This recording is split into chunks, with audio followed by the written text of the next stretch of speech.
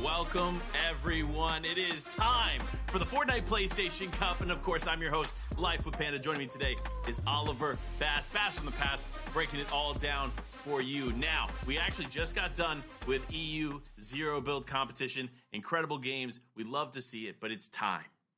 It is time for NA to rise up and show that they're the bigger reason. I'm just kidding. We're getting ready to have some fun, though. Bass, how you feeling today, man? You ready? I'm feeling good. I'm feeling excited. I am honestly most excited for the fact that we finally do get to see NA. We've done a couple of these PlayStation Cups here, and we have not really been able to see NA as a result. So, now we get to see NA, because I'll tell you this much. A lot of the FNCS pros saw the EU broadcast and went, let me pick up a PlayStation, and then ended up competing. I wonder how many of the NA guys have done the same. Yeah, I think there's definitely going to be a few. We'll have to obviously get into the player list a little bit later and see who actually stepped up to the plate and played in this, but we got to talk about everything going on, right? Obviously, if you don't know, we're live here on twitch.tv/PlayStation, but of course, we're also live on the the PlayStation Esports YouTube, so make sure to go check that out as well. Get subscribed over there. Of course, if you want to watch live from YouTube, you can watch it right there too, but also incredible content over there. You got tips and tricks and other videos always being published on that channel for multiple game titles, so get involved, check it out. But it's time. It's all about today, so let's get into it and let's talk about the format here for the Fortnite PlayStation Cup. Now, keep in mind, this is the finals. Now, we've had two qualifiers that led up here to the event finals. This is the standard battle royale, so it's no longer zero build. This is all about who the best of the best build players are in the region. Now, it is going to be 100 players, meaning that it is solo gameplay. You'll love to see it. So we'll see how that plays out for them. But it's going to be 6 games in total played out for these solo players. Now, Bass, talk to me about the points here. Points are going to be pretty standard, and if you guys saw the EU, it's going to be the exact same thing. 30 points for first place. After that, it's a 5-point drop-off, then a 3-point drop-off, 2-point drop-off, and well, you get the gist from there on out. It's going to be eliminations, though, that also grant you points. 2 points per elimination. But the other thing we also have to keep in mind, Panda, there's other ways to earn points here today. If you want, you can also go after the mid-match objectives. Open a vault, get 3 points, or capture the Rift Island POI. 15 points, and my goodness, did this play a hand in our EU games. Yeah, I think this is going to play out way different, right? Because, again, in zero build, you can throw down a bunker, you can throw down a shield bubble and try to fight for it that way. But in standard BR, you can actually fully build players out of the area. So I'm curious how the fight's going to go here at the Rift Loot Island. But remember, this Rift Island, when it pops up, it is a big deal. 15 points is no easy task. That's half of a win right there for 45 seconds of your time. So fight for it. It's worth it. But now let's talk about the prizing. $2,500 in the top spot. And of course, 76 through 100 gets 100, which means everybody that is competing in the finals who has qualified on to this point is walking away with a chunk of change. Yeah, you're at least able to get a little bit of money back here, $100 as long as you're able to qualify, but it's really that top 5 you want to shoot for. Just outside of 1,000 if you can get into top 5, but if you can get top 4, guaranteed at least 4 figures. It's a lot of money to play with, and a lot of money you could even buy more PlayStation 5s with, as we've been talking about all day long on EU and NA. We'll probably do the same. So many different things that PlayStation are putting out right now, whether it's the consoles, the new controllers, the new VR headsets. They've got everything under the sun, and you've got a chance to get some of that money yourself. Like we said, $2,500 going to first place is no small chunk of change. And, well, it's no small feat to even get here. We had 2 qualifiers just to get into this, and now the list of players and the rosters that are competing here today, my goodness, y'all better be prepared. Yeah, let's take a look here at the qualified players. Convict, big name there, so we'll see how they play in this. But, again, so many talented people making it to the stage. Of course, Mystics, big one there as well. We're going to be watching Rapid. Rapid has been rapidly getting into the hearts of all the players around the world. And then, of course, FNCS contender himself, On One, competing in the PlayStation Cup here. Yeah, On One's on this one as well as a couple other players that I'm hoping are going to pop up relatively soon. There he is, bottom right. Thyla competing in this one as well. There's a lot of players in NA that have stepped up their game and taken a little bit after EU and started competing in these cups. No, absolutely. Well, if you don't know, actually, Thyla, before he was an FNCS champion, before he bought a PC, was actually a PlayStation console player. So fun fact there for Byla. Batman Booga, though, also in this one. It's going to be stacked, right? We obviously have the standard PlayStation names, but then you got the names of Vert, Byla, you have Revised in there, you have Batman Booga, all these players who are consistently up there at the top of their game, going to be playing it out. I'm so excited to see how this one will kind of come to fruition. But remember, this is the standard BR. This is, in fact, a solo competition, but is being played on a PlayStation console. So for those pro players who are typically used to playing on PC, maybe they just picked up a PlayStation to play this in one-off or whatever the case may be, they have a little bit of adjusting to get to be honest. So it all comes down to how they can fully adapt here to the PlayStation ecosystem and go head-to-head against the best PlayStation players from around the region. The good thing is that we've been talking about this as well. PlayStation very much up to date in the specs that they're giving you nowadays. You've got a massive graphics card, a huge advantage in pretty much every right. And I mean, we even talked about this when it came to EU. We had players playing at other Fortnite events on PlayStations, qualifying for finals and walking away with money, all on a PlayStation console. So it's very much at the point where you're going to be playing on a very powerful machine, but it's how do you control the sticks and control your destiny. 6 games up, 6 games down, and if EU was any indicator, it's going to go all the way to 6, and that 6th game is going to be very important. It's going to be close as we break down all the action for you. But of course, if you want to get involved at home, don't worry. We got you covered. There's 2 ways to get involved. Of course, you can go to compete.playstation.com. A lot of the information is located there. Of course, it's just information there on the website. So if you want to know anything about what's going on, the multiple titles that go on with the PlayStation Cup, check that out. But the cooler thing, in my opinion, of the 2 options is, of course, the Discord. If you don't know, PlayStation actually has a tournament community Discord where you can find regular updates on the esports events, articles, videos, and meet with others to improve your game. So you want to get involved in that Discord? Go ahead and scan the QR code on the screen right now or tap into the link there for your chance to be involved in the community. Of course, you already know we're out there, we're hanging out, so we want to see you hanging out in there too. Can't wait for you all to join the Discord. But of course, compete.playstation.com is where it's at. Both those locations. Find out everything going on between Fortnite, PlayStation Cups, and more throughout the year. Now, I want to say this, right? We're going to talk about it more later on when we get to the schedule at the end, but I really am excited for people at home, right? If you're a fighting game fan, this isn't necessarily Fortnite, but if you're a fighting game fan, you know what EVO is, right? There are a few more competitions up in the schedule that actually allow you to go to EVO if you win, right? So a couple of fighting opportunities. Definitely check that out. We'll talk more about it at the end of the show. So you want to make sure you're tuned in at the end of the show, not only to see the winners of the Fortnite PlayStation Cup, but also to get that information too. So you'll definitely want to be here. But it's almost time, Bass. My man, are you ready to get into game number 1?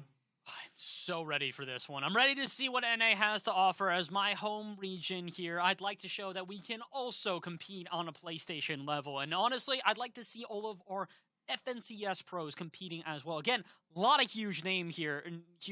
I write down a couple of them just to make sure to reiterate so we can have a list. I probably missed 1 or 2 because we have 100 players competing. But players like Byla, Batman Booga, Burt, Revised, On1, Convict, so many players that are extremely prominent now have to try and compete in a solos event. And this is big because we don't have many solos events going on right now when it comes to the competitive scene for Fortnite. Everything mostly duo. So the fact that we've got a solos event here goes that these guys can prove that it's not just their duo carrying them the whole way. They can compete themselves. They can show themselves off. And today they've got to do exactly that. Again, $2,500 going to first means you take home all of that money yourself. So for every one of these players, they got to be on their A game.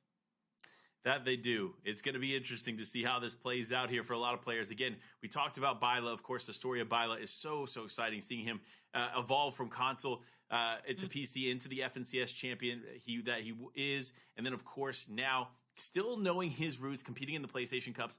Love to see it. Of course, another outlier that I think a lot of people are going to tune into today, and of course, I hope we get some opportunities to tune in with him, is Revised. He is a controller player, extremely talented.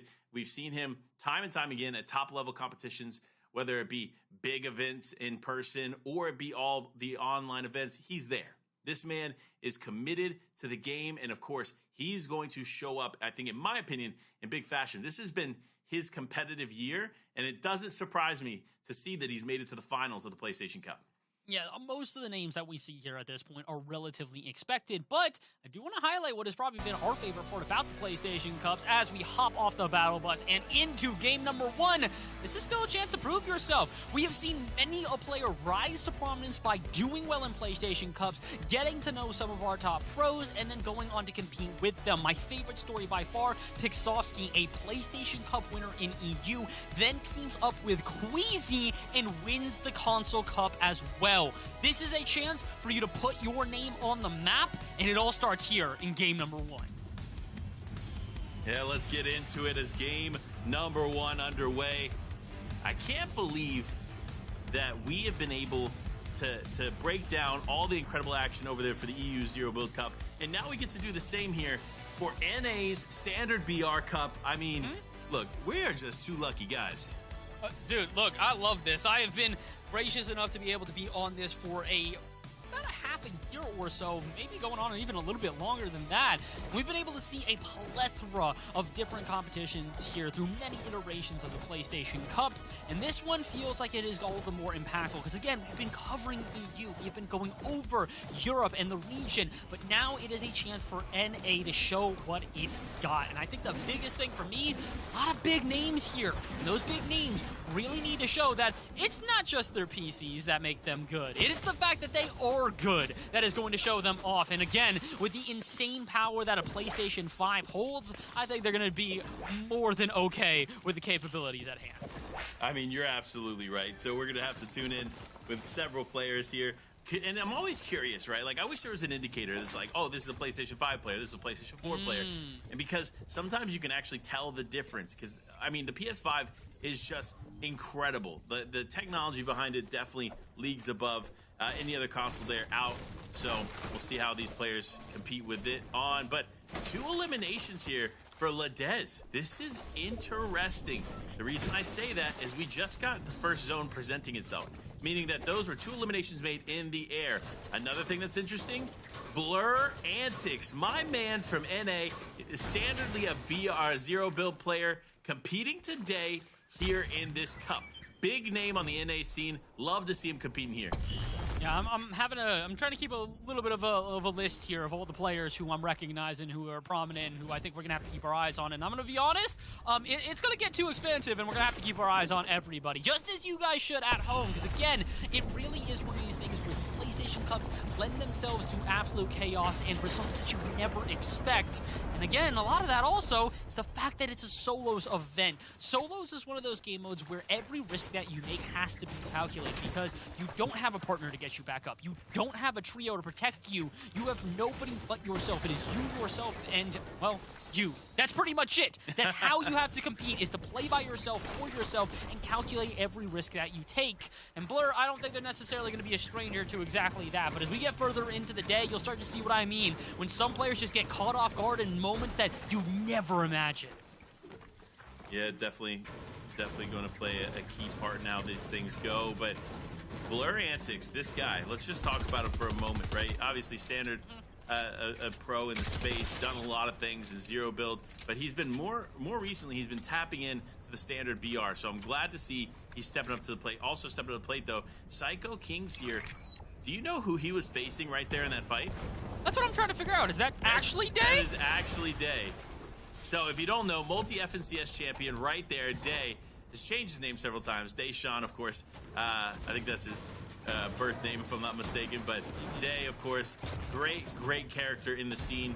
Another one that we'll have to watch closely throughout, because innately a controller player at heart, always been on controller as long as he's competed, and him competing on PlayStation Cup will be no different. So remember, multi-FNCS champion, probably a top 5 finish, top 10 finish for this PlayStation Cup, if I had to predict.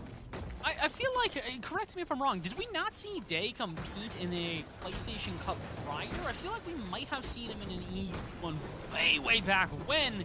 I don't remember if he necessarily did all too well. I'm not going to guarantee that. I'm not 100% on this one, but it definitely does feel like there's some expectations that still need to be met. We've seen this many times. We, again, in particular with EU, I remember Cammy was supposed to play in one of the events that we were casting.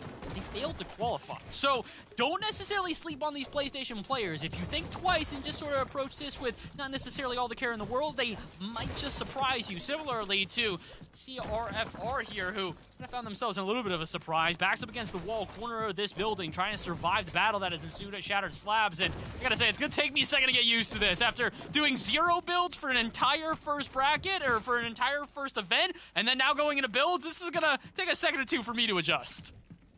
I think it's going to take an adjustment period for sure, but we'll dive straight in as CRFR just trying to hold out here as I think that's X Evil, aka Love Backwards, just trying to get in here. You see that they're not overly aggressive though. I like this play style from them. They're not just diving in, they're not taking unnecessary risks.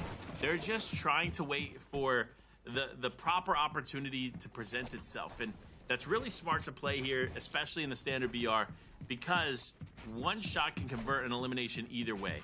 And the way that you have to play this, right? Remember, if you put an edit down, or if you edit a floor or wall to take a fight, that means the other person has a second advantage to get ahead of you. So if you allow for that to happen, and you don't get the shot that you need or want to convert the fight, you're gonna lose the fight. And so I love this patience and just overall like passiveness for this fight, but sadly it's not gonna go in for Matey's favor, as Evil, XO, or Love OX Backwards has now gotten that elimination. And exactly like we said, we talked about playing patient, playing for the edit, and that's what he did, and walked away with an elim for it. Oh, gosh.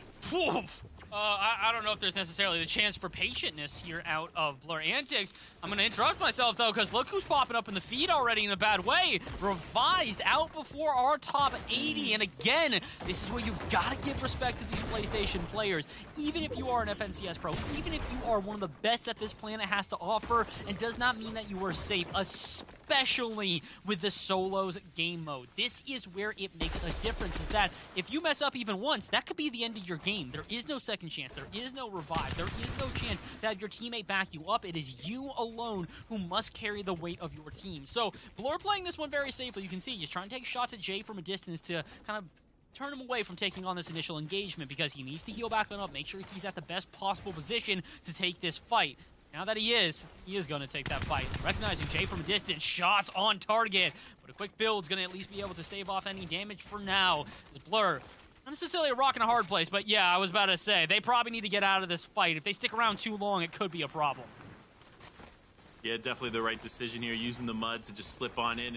And oh, I thought for sure he was actually going to dive in the box there, but Blur gonna just kind of patiently cause some issues for this player, right? He's just kind of antagonizing him a little bit around the box. He was up on top of the box waiting for him to try to make an edit, and then he just kind of left himself open around the box waiting for him to make an edit, and the player never budged. So great on them, but for Blur Antics, didn't necessarily work out to his game plan. But now taking some punishment there from Jays, as he just doesn't want to let him rotate freely. So smart play there on his part, but now we see some of the mud rotates that we saw since the new season has started. But oh no, Blur Antics not almost getting caught out there as Quartz ends up taking the fight, but Quartz now very, very weak. So for Blur, he just needs to get in there. Can he convert this into an elimination as he tries to spam through? But player does end up disengaging. There it is, the big play going through the zip line. He's going to go through again. Can he convert the shots? And he does. He actually picks up the elimination there onto Court.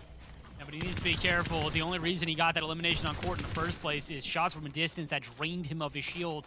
And unfortunately, not necessarily going to have a chance to be able to use a Siphon. Not a thing anymore. You're going to have to heal yourself back on up. No health gain from an elimination on another player. So play this one carefully. Like we said, every risk that you take has to be calculated. Because if you dive into a fight, it's not just surviving that initial fight, it's surviving any of the third party that comes afterwards. So some of our players doing a good job at that so far.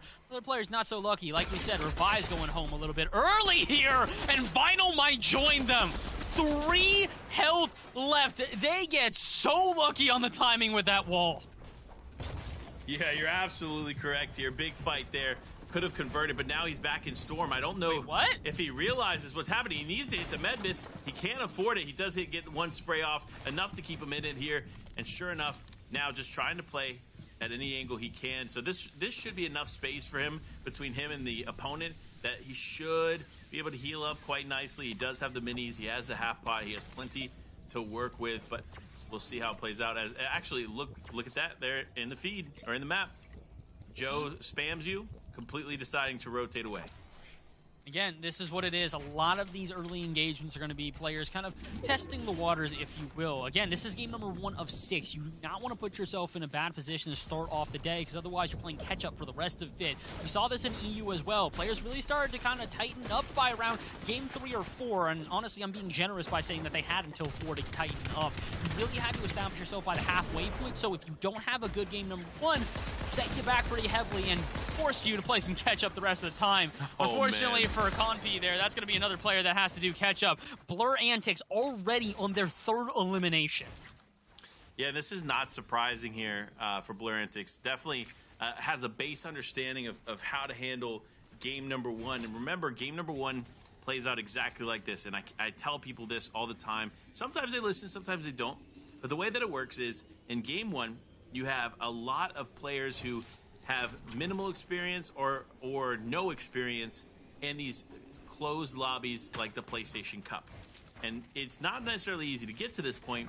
So for these players, they're definitely gifted that have made it here. However, experience is everything and nerves are everything. So game 1 is all about controlling your nerves.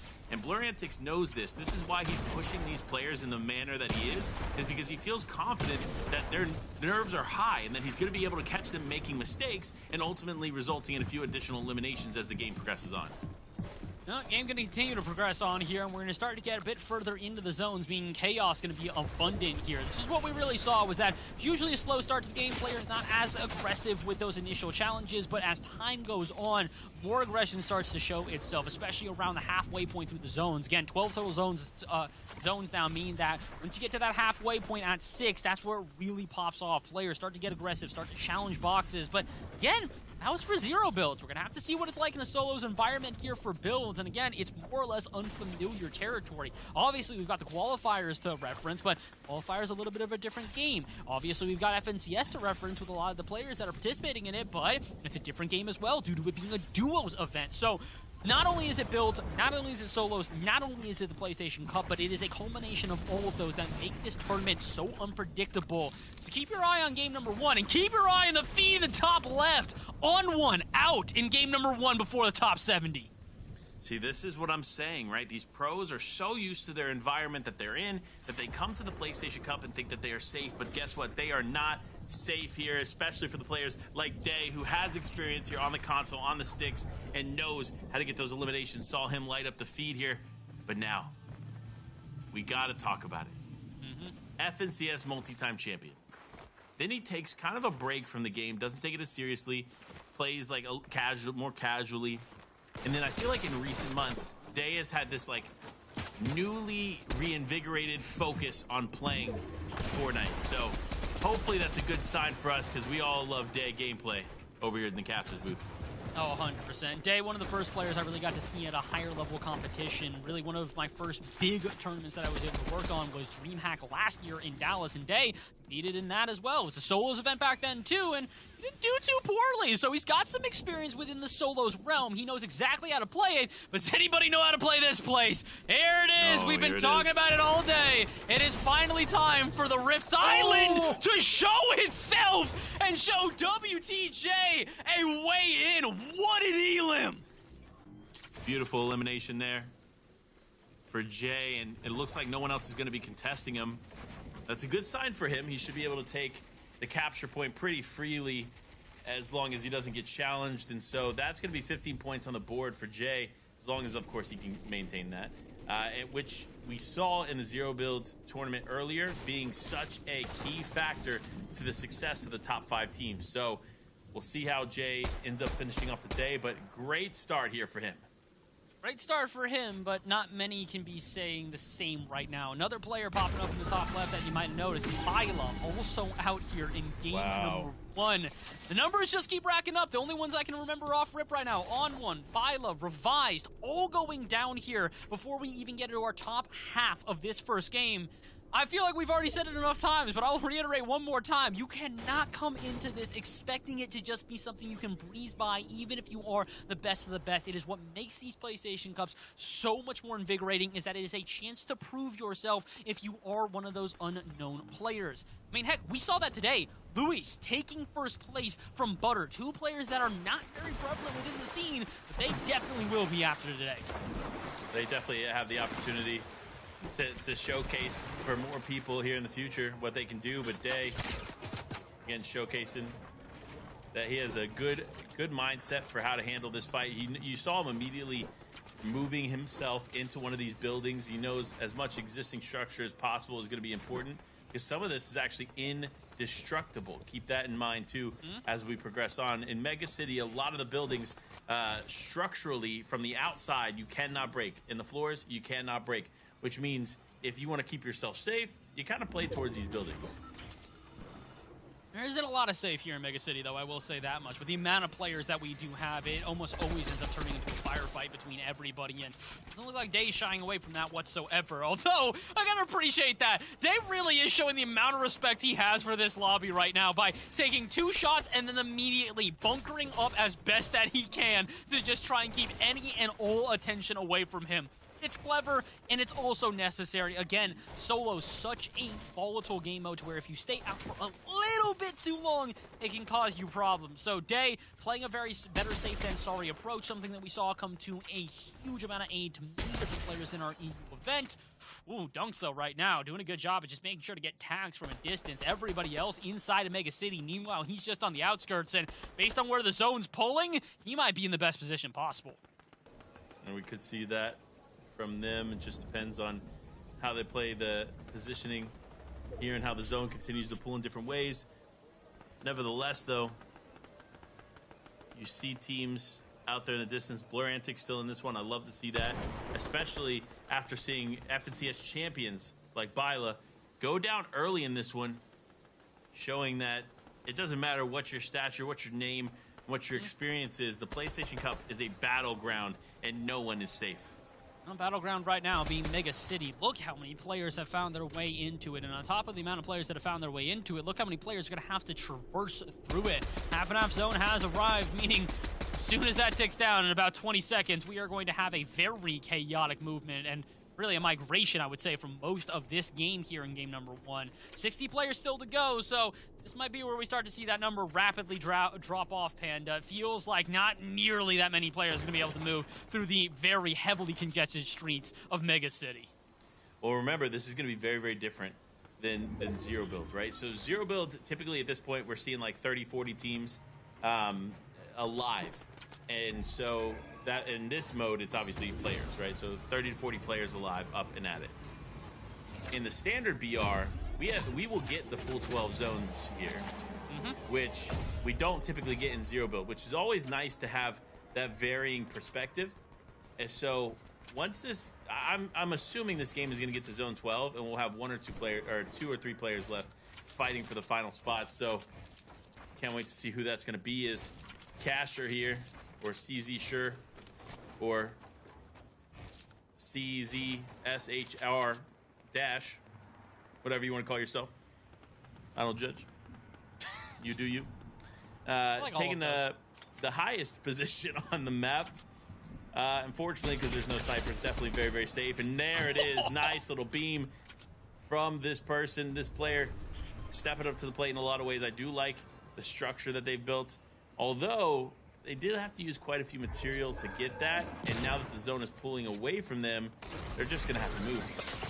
big issue also, again, when it comes to getting through Mega City is that when you do go up high like that, like you said, you're making a pretty risky bet that you're going to be able to make it not only to the top and get eliminations there, but then you're going to be able to get down. There's going to be a lot of players just looking up, looking to the rooftops to try and get some easy eliminations. That was a pretty easy one there as treatment goes down very quickly. And, well, it wasn't just to the hands of Call Me Up. It is also Storm Surge officially in play here, and that's why Call Me Up is getting so aggro. You have to make sure you have the damage.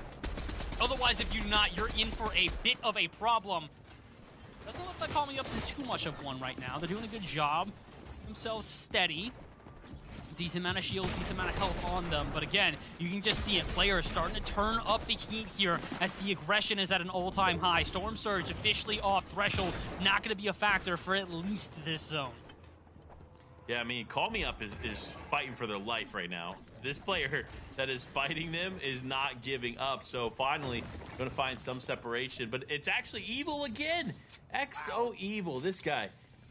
Player obviously in the space. He's been around for a bit. And so to see him being as aggressive as he is, it's definitely the confidence that I know he has. But man, you got to be careful with that because sometimes it'll guide you in the wrong direction.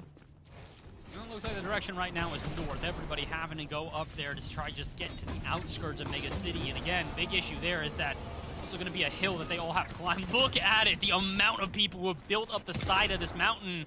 Call Me Up might just be the next one, or they go hunting for a couple more eliminations. A couple of players just loose, straggling behind here. Be some free damage for any of the players that are able to turn around and pull a quick 180. Oh, looks like they're actually being able to escape most of the damage, trying to traverse that left side here of the mountain, but I think that they're not the only person with that idea, Panda. 47 players here, and pretty much all of them on the south side of this zone. Yeah, I think they knew what was about to happen here as they progress over to this side. You can sometimes typically predict the way the zones are going to move, and a lot of these players knew exactly what was about to happen, but Blur Antics still in this one. 3 eliminations, nicely done so far, but he needs to stay into the final moments. A lot of players think, oh man, this is the end game. I've made it. I've done well. That's not the case. Nope. When you are getting to this point, which is great, and you've definitely gotten far in the game, but the problem is placement really starts popping in the top 20, top 25, top 30. And so that's where you really need to find yourself so you can get as many points as possible and remain consistent. So that'll change here rapidly, right? Because again, while it's 46 players up now, within 2 minutes, again, mark it, 2 minutes, we'll have less than half that. Oh, 100%. I mean, this is just kind of how it goes. And you guys can see that already. Yomi fighting themselves quick elimination, and it only feels like that is just kind of the, I don't know, the signal flag for everybody else to get going. And I think that they can seem to agree. Shots firing left, right, and center right now as players like Wavy just trying to survive. They've got 3 eliminations, so they're probably not going to have to worry about that Storm Surge as the damage threshold does pop up on the right side, and it looks like they are indeed relatively comfortable. But we can't say the same for all the other players remaining here as we close out of our 8th zone and figure out where the 9th one's going to go. We going back into Mega City? No, we're not. We're heading north a little bit. So again, another traverse for all of these players. They are on the north side of zone, most of them, I should say. Wavy may not join them, though. 16 health, and if their opponent is clever, they're going to chase them down and try and finish the job. And I think they can do just that. We'll see how it plays out, though. Now, Wavy, Mac here, healing up with the med miss, doing a good job of just staying in this one. He created a nice box-to-box separation from the other player, which is key. You see him, he does have about 2 boxes left between him and that other player, so fortunately should be able to stay safe. But Vanti rocking the breacher shotgun. This is actually huge. We haven't been seeing, we've been seeing a lot of the breacher shotgun in 0 build, and now we're starting to see that more and more trickle over into standard BR. I love it. I love it so much. I love to see the evolution of gameplay with exotics and everything else come into the traditional comp mode. But now, though, it's Ben. But it's not Ben K, it's Ben X here, fighting up against Convict, but immediately getting beamed up from the back. Needs to be very, very mindful of their position. They are roughly in the 2nd height, low to mid-tier level, and sadly, they're going to get caught out as Ian now would be healing up with the slurp juice, just trying to stay alive, but now the focus is on Day. So Day in a decent position here, but my biggest concern, 45 builds total.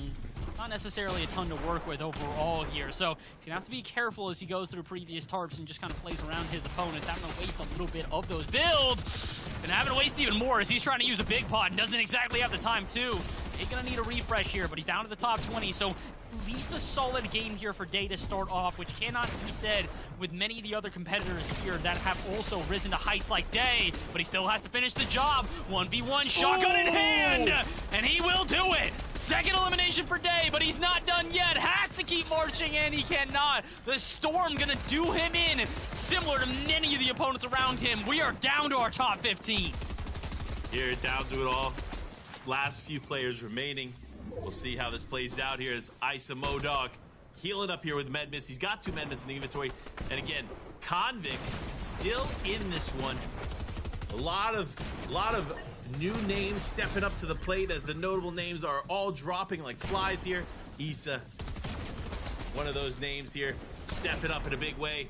Domstar, though, also playing for this one. It looks like potentially had the high ground, now going to have to be forced off of it because they have no material, and that's just how this goes, right? You have to watch and be mindful of the material you have left, but no, Dom goes down. That's going to be Convict picking him up, doing as much as he can here to survive, and this is it. Watch this play. Knowing exactly what's about to happen, Convey was going to pick that one up no matter what. He knew the player was going to come towards him. That's why you saw him patiently shut off the med miss and take the shot. There may not be any one-shot snipers in the game right now, but there absolutely are one-shot shotguns if you give them the chance. One and done there. Convict in a great position to take it all home, but he's got to be careful. Low on health, trying to use his med miss, but Rappy in a pretty bad position. They're on the low ground. They've got heals abundant, but unfortunately their opponent just has the better position. Zone to them. They got to make a height up, and I don't think they're even going to try. They're just going to try to out-heal their opponent, but what they don't realize is that JB doesn't got to move anywhere. They just got to stay with the zone. They're absolutely able to outlast, and Rappy, you can try all you want. 0 builds in hand. A med miss that will soon run out. Say sayonara. I think we got a definitive winner as JBCAOLOL takes game number 1. Big congratulations over there to JB. Big win to start the day. And man, a bit of a misplay there. I'm going to be honest with you. You had 2 med miss, right? You could run around the right side of the hill, try to find your way into zone other ways. Unfortunately, it didn't work out in their favor. I saw what they were trying to do, though. They were trying to pick up builds while taking the med miss. Guess what? You can't do that, sadly. But nevertheless, great to see a starting off win with JB. Huge win for them. But we have 5 more games to go. That was only game number 1 of 6 incredibly packed NA or standard BR action. And it all started, man, Blur Antics. I'm so excited he's here. We got to focus on Blur, man. He came out the gates absolutely swinging, just diving in every box, taking every engagement imaginable. And, well, the same thing can't be said for many of his other competitors here. We saw a lot of big names go down early. And, again, we don't know the full story. We weren't able to watch all of them, but only a couple of very prominent players really gave the respect. And Day, absolutely one of them. That was only his second elimination, and the only other one he was able to find. Players like Rapid, players like Convict, a lot of other players being able to show themselves early. And, well, look who's on top. Jay gonna find themselves their first place position, even though they didn't necessarily get first. And you know why, right? You know as well as I do why Jay is up there. And it is, of course, because he got the POI Rift capture point. And because he got the 15 points from that, it placed him well above the rest of the competition.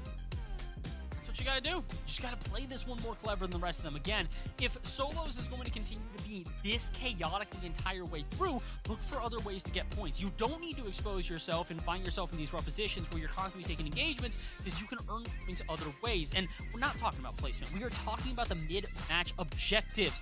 Being able to find bullets, being able to find caches, being able to find and capture that loot island. All of those are extremely prominent. And for players like Bilo, you see in 68th there, that's kind of going to have to be a necessity for them going forward. Them on 1.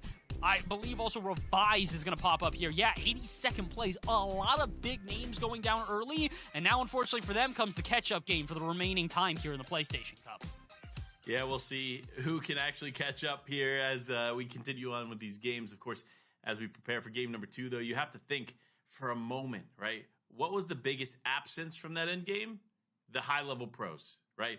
Again, we're talking about Byla. We're talking about Revise, the current pros who find themselves closer and closer to the top of the FNCS leaderboard, not necessarily finding their way in game number 1. But of course, you know what? It happens, right? I'll let it slide just one time, but they need to make some adjustments here going into game 2. And that's my point. Game 1 is the one game you are allowed to make those mistakes. Find out your game plan, adjust the game plan, and move forward. But Bass, one tip from you for the players competing. What do they got to do game 2 to game 6 to come out on top?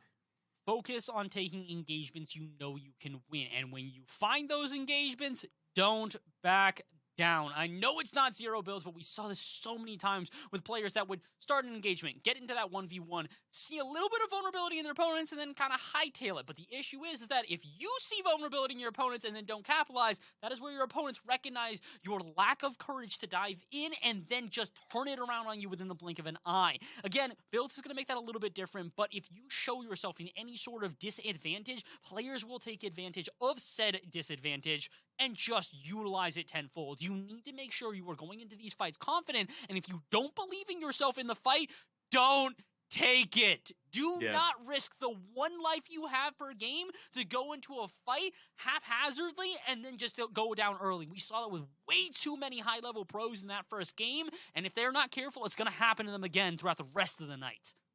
Yeah, I could agree more. There's great advice there for sure, and hopefully some of these pros maybe hear it, maybe not, and then take advantage of those tips. But nevertheless, get locked in, get ready to go. Game number 2 is almost here. And of course, for you all at home thinking, man, that game was fun. Like, I could have played that, right? Maybe I could have competed in that. Well, don't worry.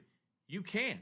If you go to compete.playstation.com, we have all the information on future events and more located right there. And of course, every time a PlayStation Cup is added for Fortnite or for any other title, it'll be right there at the compete.playstation.com. So go check out the website. Make sure you get all the information on this event and more in the future if you want to compete. And I know a lot of you at home are looking at this like, man, I want to. So take advantage, compete.playstation.com, get involved, and hopefully we'll see you up here on the leaderboard or on the game so we can be calling out all the action for you and help hype it up you all at home. But of course, thank you all to the chat being here.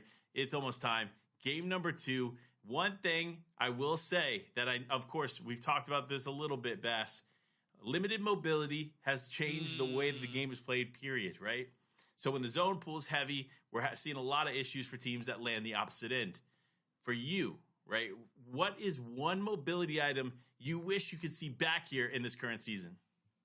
Oh, I want the kinetic blade back, man. I feel like we didn't get to see the full potential of it. I know that people had their ups and downs about the kinetic blade, but the big thing for me is that I feel like we were only just discovering what could be done with this mobility item. We were starting to see plays with it at the very end, at the very tail end of its life. That was really interesting to me. Would have loved to seen that back in this current season. But the thing is that now that we don't have the kinetic blade, now that we don't have the ODM gear, now that we don't have the web slingers, you gotta get creative. We have seen players playing like that today. We have seen a multitude of creative ways to rotate in. But now here, as we get into game number 2, you gotta make sure that you pull that off with absolute precision. Every movement you make, every mistake you make is highlighted tenfold, and well, every vault that you capture is 3 points as well. Remember, focus on the fact that you can earn points not just through eliminations, not just through placement, through other ways in mid-match objectives. So as you hop off the battle bus into game 2, get ready. You're gonna have to play this one as best you can because we're really only just getting started tonight. Let's see how this plays out. Stacky is better. Set up here. Looks like going just east of the Citadel. See where they end up landing. Could be actually just, probably going for this tower right now.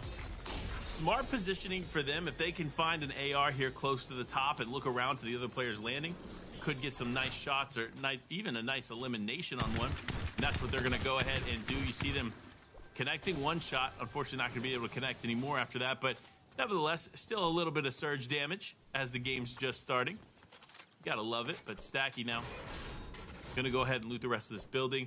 But man, fights are starting already, and that is Prodigy over there in the elimination feed taking out Destiny.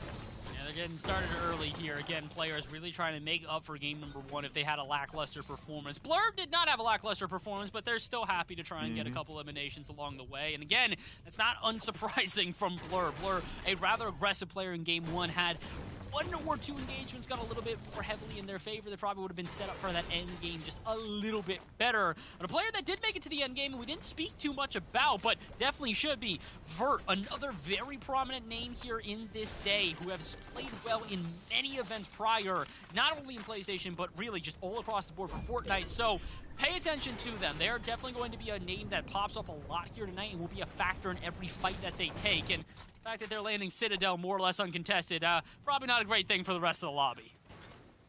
That's a good call out there for sure. It's a nice position there for them to be at. And Revised, of course, one of those players we talked about early on, and unfortunately didn't have the strongest game number 1. Gonna come back with a vengeance strong here in game number 2, and that's why you see them rocking the new Flapjack rifle. This thing is a powerhouse weapon, one of the highest DPS weapons in the game as of right now. Of course, trying to be patient. I think this other player is going to realize they're there, but switch on over as Big Yayan is going to go ahead and take this fight against Cow.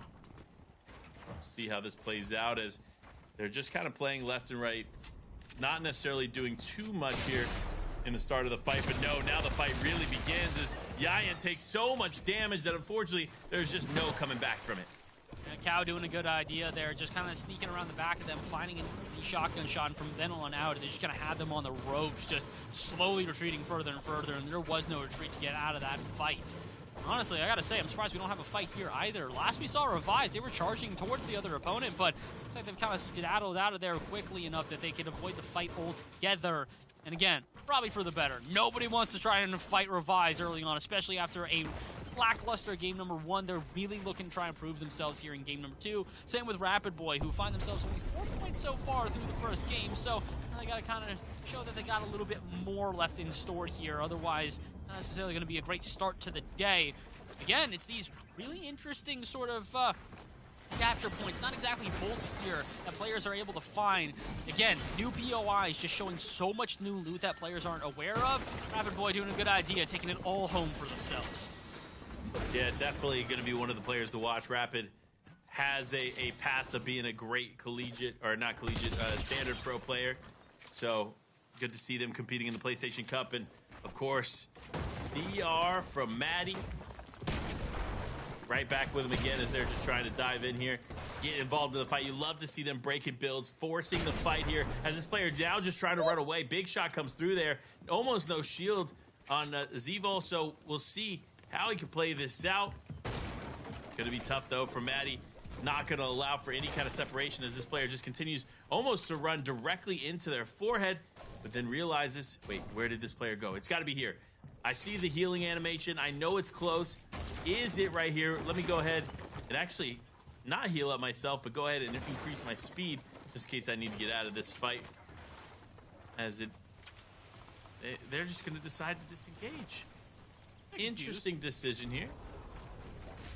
But not exactly what I was expecting. They looked like they had the advantage in the fight for a pretty long time and then just kind of disengage. Again, we've talked about this. It really is about making sure that you know you can win the fight, not think you can win the fight, because if you misjudge it and all of a sudden you'll be going down and going home pretty quickly. Stacky realizes that very quickly, as well as Saucy gets a decent amount of damage on them, less than 50 combined health between Shields and Greed, but looks like they should be good to go. I think they're going to be able to heal back enough and take that fight a little bit more precisely. And Kanji do the same thing. Looks like they're backed up against the wall here in Brutal Bastion, and not a good place to be, especially not with G-Money, I believe, on the other side there, just kind of slowly making their way in. This is very much a stuck between a rock and a hard place type of scenario for them here, Panda. yeah, I couldn't agree more. We'll see how it plays out as they just try to make their way out. As Kanji doesn't realize that player's there. Big shot comes through now. Unfortunately, they're losing every advantage they have. The cone is not there, the wall is not there, so they jump in, and it could be a big elimination, and it is! Wow! What a perfectly played, fight. Let me tell you why this is so important to what just happened. He was losing every advantage. He started losing the fight. His only option was to jump into the box and pressure him in a way that would cause him to make mistakes. And sure enough, that's exactly what he did there. did it with the flapjack rifle too. I'm telling you, that thing is going to be special. I don't know what it is, but NA seems to agree with you much more about the flapjack rifle than EU did. We very rarely saw players using flapjack rifle when it came to EU gameplay. Now all of a sudden we switch over to NA and everybody seems to have it in their inventory, although I say that immediately Backtalk tries to correct me by not having it in their inventory, but most players right now having it in their inventory and really utilizing it tenfold as well. You talked about how it had insane DPS, but a lot of players using this actually from a distance, surprisingly, and hitting most of their shots as well. Bloom not too aggressive on that, so they're able to do a decent amount of damage from a little bit of a whiles away and still not be too concerned. JB, though, our Game 1 winner, not focused on trying to use the flapjack rifle and not focused on just doing a little bit of damage. They're trying to drill their opponent and drain them of everything, and they heard the shield crack. They go in for a little bit more. They probably should have, or at least not taking their eyes away from them. They start focusing on other fights and very quickly were punished, having to use a couple of their small pots just to heal back on up. Again, focused on JB. They did a good job in game number 1, found themselves the W or the VR, but in game number 2, there's a lot more to play for here, as it feels like the chaos and the sort of unfamiliarity that we saw in game 1, not nearly as prevalent here in game number 2. You're absolutely right, and so we'll see how this continues to play out, and Backtalk actually opting to get away. You know what? Honestly, probably the right play at this point, to be honest. He got some floppers. He can play the storm a little bit, and he's just going to rotate around late, but he can't see what we can see, and it's that he's getting ready to potentially fly into another player. That could be a problem for him, but Revise now, interestingly enough, like clearly realizes someone's close. Just zero clue where they're at as of right now. They probably stopped moving, making it very hard to track. And Byla. Oh, Byla. The man, the myth, the legend himself. We will see what he can make of this, as looking pretty set.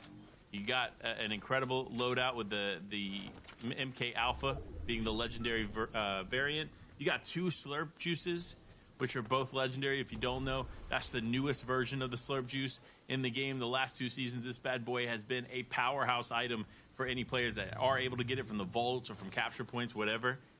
And then, of course, the Slap Juice is for mobility. Because, again, with mobility being as limited as it is, you have to resort to whatever you can find. Slap Juices being one of those things that you can find.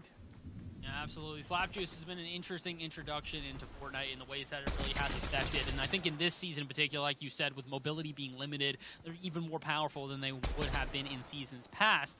Byla seems to know that. They got a stacked inventory right now, and they're not really shying away from fights. But to be honest, I don't know if it's necessarily them trying to get eliminations as much as just tags. Again, Storm Surge wasn't a very prevalent factor in game number 1. I would not be surprised to see it here in game number 2.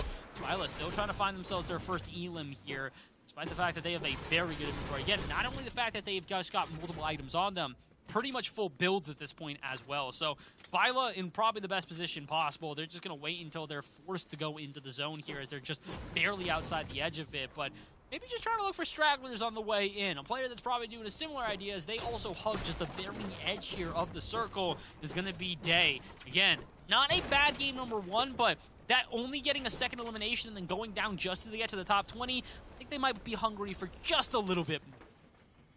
Absolutely they are, and I can only imagine, especially Day in the position that they're in, a lot of pressure on their shoulders to not only compete but to perform. And this being one of those lobbies you got to perform well in, because all eyes are here on the PlayStation Cup today as everything goes hopefully according to plan for Jay Deno, who picks up a nice little elimination and the refresh that they needed. You see, they didn't have a ton of heals that they could work with, multi-faceted heals, I should say, meaning they had a nice shield, but they didn't really have any white heals. Now the Slurp Juices are going to fill that void for them from that elimination. So that alone makes the elim worth it, of course, as well as the 2 points.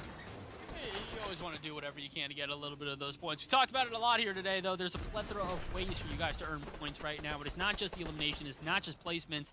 You've also got the availability to try and get some of those vaults, trying to get some of those cash, trying to get some of the loot island as well. So there's a multitude of different ways to earn yourself some of those sweet points, and then eventually earn some prize money.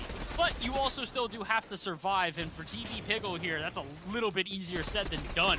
Backs against the wall, having to burn through their builds, as they're now underneath 40, almost underneath 30, as more and more shots fire from a distance, and I don't even know if they're sure where from. It just kind of feels like the rapid building walls. Finally, they've found found the opening on their opponent, but they're not even going to fire back. And Panda, I don't think it's due to their own choice here. They've got barely any ammo to work with. They try and fire through a wall in return, and that might be all the AR ammo they've got in their inventory. Yeah, not a lot here. When your AR matches your shotgun ammo, you know there's a problem either way. So realistically, definitely going to have to be mindful of what they have left. But of course, Christian out here with the Breacher shotgun. Believe it or not, playing a little bit passive for the loadout that they have, right? The Breacher shotgun allows you to break builds pretty easily. And for them, all you have to do is kind of break the build, jump in, switch to the MK Alpha, especially when you have a health advantage like they did. Although, you know what? They could be more passive. And looking at what they have in their inventory, I'm not surprised why. Only 31 builds to work with is not a lot. They're going to have to start bringing that pickaxe out and swinging. And if they don't do that quick, they're going to run into some issues. But little fun fact, if you didn't know, right? Pickaxe for the longest time was in fact called the harvesting tool. It wasn't actually called the pickaxe, right? You know what Fortnite did? They actually went in the beginning of this update and they put out a video, right? Like fully like hype video. And they're like, we made a major update. And it's just them changing at the bottom right corner. It's saying harvesting tool, and they just like backspace harvesting tool and put pickaxe. Like that's just like bravo. We love Fortnite. I'm just thinking of that one soundbite where it's that dude aggressively clapping and then going, yeah! And that's all I can imagine as my reaction to that entirety. I will say, as one of the OG guys who picked up Fortnite in its very first season when it came out as Battle Royale, I do remember back then even being questioning why it was called the harvesting tool. And, well, nice to see that it's got to change to the pickaxe. Also nice to see not much has changed from EU. People still not prioritizing the Rift Island nearly enough. This Rift POI should be heavily contested, and for about 10 to 15 seconds there, nobody was on it. Eventually, players come on, but Panda, there was absolutely a chance for someone to take that pretty much uncontested, and it took far too long for anybody to notice, and now we do have a fight for the POI and for the 15 points that could be around if you're able to take it. Side, though, apparently doesn't want the POI. They just want the Elim, dropping off from the cap and immediately going headhunting, and it pays off. That was a huge misplay there for Scythe. Of course, taking a lot of damage, does get the elimination, but Revise, fortunately for Side, Revise is actually going to challenge the capture point, which is going to keep it from growing anymore. Ultimately, if Side had taken that fight and Revise didn't show up, the capture would have been done. It would have been completed because it was so close. You could see it there moments ago when they got close that Dalka was not too far off from capturing that. So realistically, definitely an interesting play choice. But if you're Dalka, you want people to leave. You're like, hey, listen, let me get these 15 points, man. I didn't have a great game one. Like, it's okay. Like, I'll take these. I mean, look, I'm gonna be real. Generosity any other day of the week, I'm gonna encourage it very, very thoroughly. Generosity in a PlayStation Cup with thousands of dollars on the line and 15 free points. Yeah, get that out of here. I'm not with it. You gotta make sure that you're trying to fight for every point that you can get, and Dalka's doing exactly that. They are not backing off this point, even with other players starting to surround them. It doesn't look like Revise is the only person on this island. Looks like a couple other players have come to play, and including some taking the top of the house here, maybe just looking to see if anybody pops their head up so they can take a shot on. Only two players still on the cap, though. Are Revise and Dalka here? Is anybody else going to get involved? I mean, you can see it. Grimm's below thinking about getting involved. A couple other players on just sort of the outskirts thinking about getting involved, but the only two willing to take this fight are Revise and Dalka. And honestly, I don't know if Revise knows where Dalka is. They're firing into every wall except for the one that Dalka's hiding behind. Smart too. Revise is actually not only like really trying to hunt for Dalka, but at the same time trying to replace as many of these builds as they can. The more control that Revise has, the better off they will be when they inevitably are forced to fight. Because remember, you can't sit up here forever. You can't just sit here and wait for everything to go by. Like, no, that's just not how it works. You're gonna have to fight inevitably. So for Revise, they're preparing for that moment when it comes, and smart on them, especially because look at what they have control of, right? They have control of the most important box on the island right now, and that is the box where all of the loot will drop once the Rift Island is complete. So smart play on their part, though we'll have to see how this fight continues on, because again, game one, it wasn't a real factor, right? Not too many people were really fighting for it. Game two, however, everybody realized pretty much instantly, like, oh yeah, we kind of need this. I will say, Revised in particular really needs it as well. We talked about it. He went out way too early in game number one. Now, as a result, you can see it. The total points. Even Side, another player that is now approaching, has more points than them. So Revised looking to use this as a way to kind of jumpstart their day, just boost them up a little bit extra to maybe give them those points necessary to catch up to the rest of the pack. So they're not backing away. And to be honest, they didn't need to up until about now. The Storm was not going to overtake the new POI here, but now all of a sudden Floating Island not nearly in the zone, and not only is it not within the circle, it's actually pretty far away from it. So a lot of these players that were not only banking on being able to get this POI, but were also banking on being able to just sort of snipe players as they hop off of the Floating Island, not working out. Revise, though, has been using his strategies, throwing in the swarm, and now he's starting to cause some chaos here as looks like he's slowly gaining the POI. Is anybody going to contest him for the capture? Revise might be getting a free 15 points. Somebody put a hand up, get in his way, do something to stop him, and it's not going to happen. Revise with a huge capture here. The loot is his and the 15 points that come with it. Massive here for him. He did have another player pushing him, but ultimately they just kind of gave up, and it was Side actually going for it. That was one of the players that initially got on the spot, but inevitably realized, you know what, maybe I'm taking too much damage, maybe I'm spending too much time, and I'm just going to disengage because this person wasn't going to give it up. And sure enough, it was Revised, and he was not going to give it up. He's not going to give it up, but unfortunately, Byla's going to have to give up on this second game. Not sure if you saw that. We popped up in the top left yet again. Another game where Byla just not able to show himself how he should. And again, we say how he should because Byla has been one of the best that we have seen throughout professional play in the history of Fortnite, one of the most established players of the last couple years, and has done so through a plethora of ways. Here on console, here on the PlayStation, he is just struggling through our first couple of games. Again, it's early on. We're only in game number 2 of 6, so he's got a lot of time to recover from, but as we've stated multiple times, you do not want to put yourself in a position where you're playing catch-up for the remainder of the competition. All it does is set you at a disadvantage that you have to work your way up from, and unfortunately for Byla, that is the position they have put themselves in. And it's going to be tough to come back from. That's going to be one of those positions of, oh, I need this island to make some things happen. Because, again, remember, 2 island captures equals a win. So you get a win or 2 and you get 2 island captures, it's basically like having 3 wins. And so that will guarantee you the first place spot. Because remember, we saw how it ended in EU with 0 build. I feel like points are going to be relatively similar because the point structure works the same between 0 build and BR. So 130 to 150 points, probably going to take home first place. And just imagine, you win 3 games, which 30 points each. That's 90 points right there. If you get 20 points average per game after that with eliminations, everything else, you're easily winning.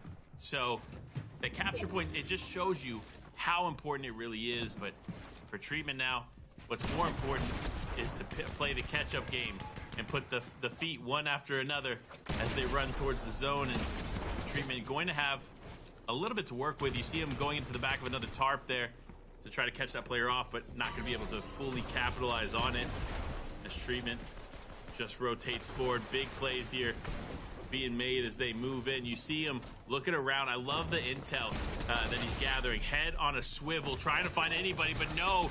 Unfortunately, speaking of finding somebody, Blur Antics has been found and unfortunately taken out. Treatment, though, still on the run. Left foot, right foot, running forward. Now, though, could potentially dive into the box. We could see a fight here soon, and as I say that, unfortunately, just immediately disengages. And that's the thing about these moments right now, right? Obviously, positioning is going to be so important, but also you have to look at your inventory and say, hey, I don't have a lot to work with. I'm going to have to jump in. Especially if you're going to be playing with this type of inventory with 3 weapons on you and not a lot of heals to spare. So this is one of these things where you need to be very careful if you are any of these players. We're starting to get down to the nitty-gritty here as we get just outside of Shattered Slabs with our 8th zone approaching. This is where the chaos starts to kind of turn itself up. To be fair, though, we do have a couple of our bigger names kind of going down in quick succession. On top of not only being able to see our last player there go down, we also got to see On1 in that top left feed, Convic in that top left feed. Again, a lot of our bigger names have exited out early here in the second game, so taking a win here would be huge. A lot of our bigger players would not be able to establish themselves. The player that I can really think about that might be still in this one is Revised, and well, Syed also still in this one and having a heck of a game. Revised trying to catch up a little bit with some damage from a distance using the SMG, but gotta do a little bit more. Only a single elimination right now, and despite the fact that he does have those 15 alone is not going to be enough to shoot you up the leaderboards. You need to do a little bit more. You need to survive a decent amount of time and grab an elim here or there, and also not get eliminated yourself. Revised almost drained of his entire health, and it's still not done. 54 total, and he's got shields on him. He's got floppers on him, but does he have enough builds to withstand this? 11 left, and it's only metal, so it should do him some justice, but my goodness, Revised backs up against a wall right now. Yeah, going to have to survive here, trying to do what they can here in the final moments. This is going to be tough. 11 builds remain. Again, we saw another player in a similar situation immediately getting taken out because they didn't have what they needed to defend themselves. Now, though, Revise is a little bit of a different story. They realize what they're going to need to do in a situation like this, and that is they're going to need to find a refresh. It's going to be important, though, who they find that refresh on, as they just gather some intel and take a look, taking a peek here. Interestingly enough, though, I don't know that Revise is going to find much at this point in the game, because remember, we're in Zone 9. Zone 12 is where the obviously the final chaos ensues. Between now and then, until that zone really starts moving, you kind of have to play what you can, right? But now that the zone is kicking in and everybody is moving towards what they can, this is where it's really going to matter. Will Revise be able to stay alive here as he gets infinitely aggressed from around, but distracted is a player showing up out of nowhere. Revise trying to take advantage, but no, it won't work out. They actually exchange there in that moment, and Revise and Dalka go down. Revise had a chance to take his opponent by surprise, grab the materials, grab their health items, grab everything in their inventory, and unfortunately he choked at the absolute worst of moments, not even being able to slip into the 25. So like we said, Revised might have found himself the Rift POI capture, but that is going to be the bulk of his points walking away from this second game. Again, this is where we say these solos events can really lend itself to chaos. Despite having a good start to the game, the end of it not nearly as sweet as the beginning. Maybe for players like Swexy, they can change that one up. They're still trying to take the high ground kind of aggressively here, though, Panda, and I'm a bit surprised, because with only 35 builds, even if you do get to the high ground, there's not much of an option to hold on to it. So, Swexy, you got to have an exit plan here, my friend. You're getting caught between a rock and a hard place as you try to go up high with players firing down. Try to move low into the tarps with other players contesting you. How are you going to survive this one? How are you going to escape, or are you even going to? Down to 19 builds, having to use all of their health items just to stay in this, and now they're getting caught behind the storm. Player pops on them, though, and all of a sudden, from no build to an abundant amount, Swexy probably going to go right back to the high ground. Big play there for Swexy as he picks up one elimination. He's got 4 in total as of right now. He needs a big finish here to climb up the leaderboard. Remember, a lot of players absent from the top, but Swexy not going to be one of them if he continues to play this out right. He needs to get in, but he unfortunately almost catches himself in the storm. It's the last thing he wants to deal with at this point. So now, playing patiently, he's going to go ahead and figure out what to do next as JB ends up going down there. Looks like JB had the high ground for a little bit, but Stacky ends up cleaning him up. Now Swexy, though, mid-height, not necessarily mid-ground, not necessarily high ground, fighting right there on second height. Hopefully able to do something as players are starting to drop down all around him. Remember, everybody's going to be weak here. Despite them getting eliminations with no Siphon in the game, it makes it very, very difficult to recover. So for these players, they just need to watch their back as Swexy is looking to take some. Oh, Arsenic not going to be joining the rest of these players in the top 10 here as they're going down. The 8 to go. Swexy still not out of this one yet. Stacky well above the rest. So that's who was held onto the high ground there after that initial engagement with JB. But they don't have a lot of builds, so they're trying to hold high ground here. But they're kind of struggling to do so, especially considering the builds that they do have are all wood. They got to fire from a distance. They got to find at least a refresh, or maybe they got to find the chaos. Everybody else just fighting on the ground here. The rats continue to swarm. and Stacky's just above them, racking up eliminations, 6 total. Shotgun in hand, they're gonna have to get involved. 2 other players around. Swexy, one of them, but not a lot of health, so the zone will take him out. 1v1 versus Dirty. Swexy gets in, goes for the elimination, can't find the shot. All it's gonna take is 1 in. Oh my gosh, they've been outmaneuvered. Dirty goes high, takes out Stacky, and they lose the high ground at the most inopportune moments, and it costs them the VR. Yeah. That's insane. Congratulations to Dirty walking away with that win. That was honestly such a clutch there in the final moment. And of course, we gotta say it, man, Stacky, you were using the Breacher shotgun pretty well up until that final moment, right? If they had knocked one metal ramp at the bottom, it would have taken that whole structure down, would have put them in a lot better place to take the fight, but unfortunately, they did not take it, as, of course, Dirty walks away with our second game win of the day. Big win there for them, but it just shows you how impactful the action has been throughout these games so far. And it really goes to show you that every little move that you make is going to cost you in so many different ways. Again, Stacky had some builds to work with at the end there, but they used them to try and get high ground, couldn't hold high ground. As soon as their opponent overtakes it from them, they've got all the advantage in the world, win condition in their favor. And honestly, we've seen a couple of wins out of this guy in particular. Day's been playing well today, but unfortunately, like many of the other top-level pros that we've had here competing in the PlayStation Cup for North America, they're just not making it that far into these games, Panda. And here at the end, it was 2 players battling it out, but Dirty comes out on top. They are your Victory Royale winner in game number 2. Yeah, I mean, definitely a great play there from them, but looking at the breakdown here of all of the eliminations, the placements, everything here, it's going to be close, right? Again, Stacky, because of eliminations, almost overtakes the first place spot there in the game, and with those official game standings. Because remember, these are just the game 2 standings. They're not the overall standings, right? This is just showing us who is where after this game. And unfortunately there for Blur Antics to see him on that page is he only ended up getting about 4 points that game. Same with Byla, though. He's in very close company there. 4 total points for Byla as well. And unfortunately for many other players, including Burt, as you can see, it was not necessarily a second game of comebacks, if you will. Not even for Revised, who was able to find themselves 21 total points in that game, but still only 21, because 15 of those came from just capturing that POI alone. So, Panda, look, EU might have been crazy. NA looking to be almost even crazier. We got big names, and they're barely on the leaderboard right now. They are, but we won't see exactly where they are on the leaderboard until we go to a quick break. So make sure to stay tuned, and we'll be right back.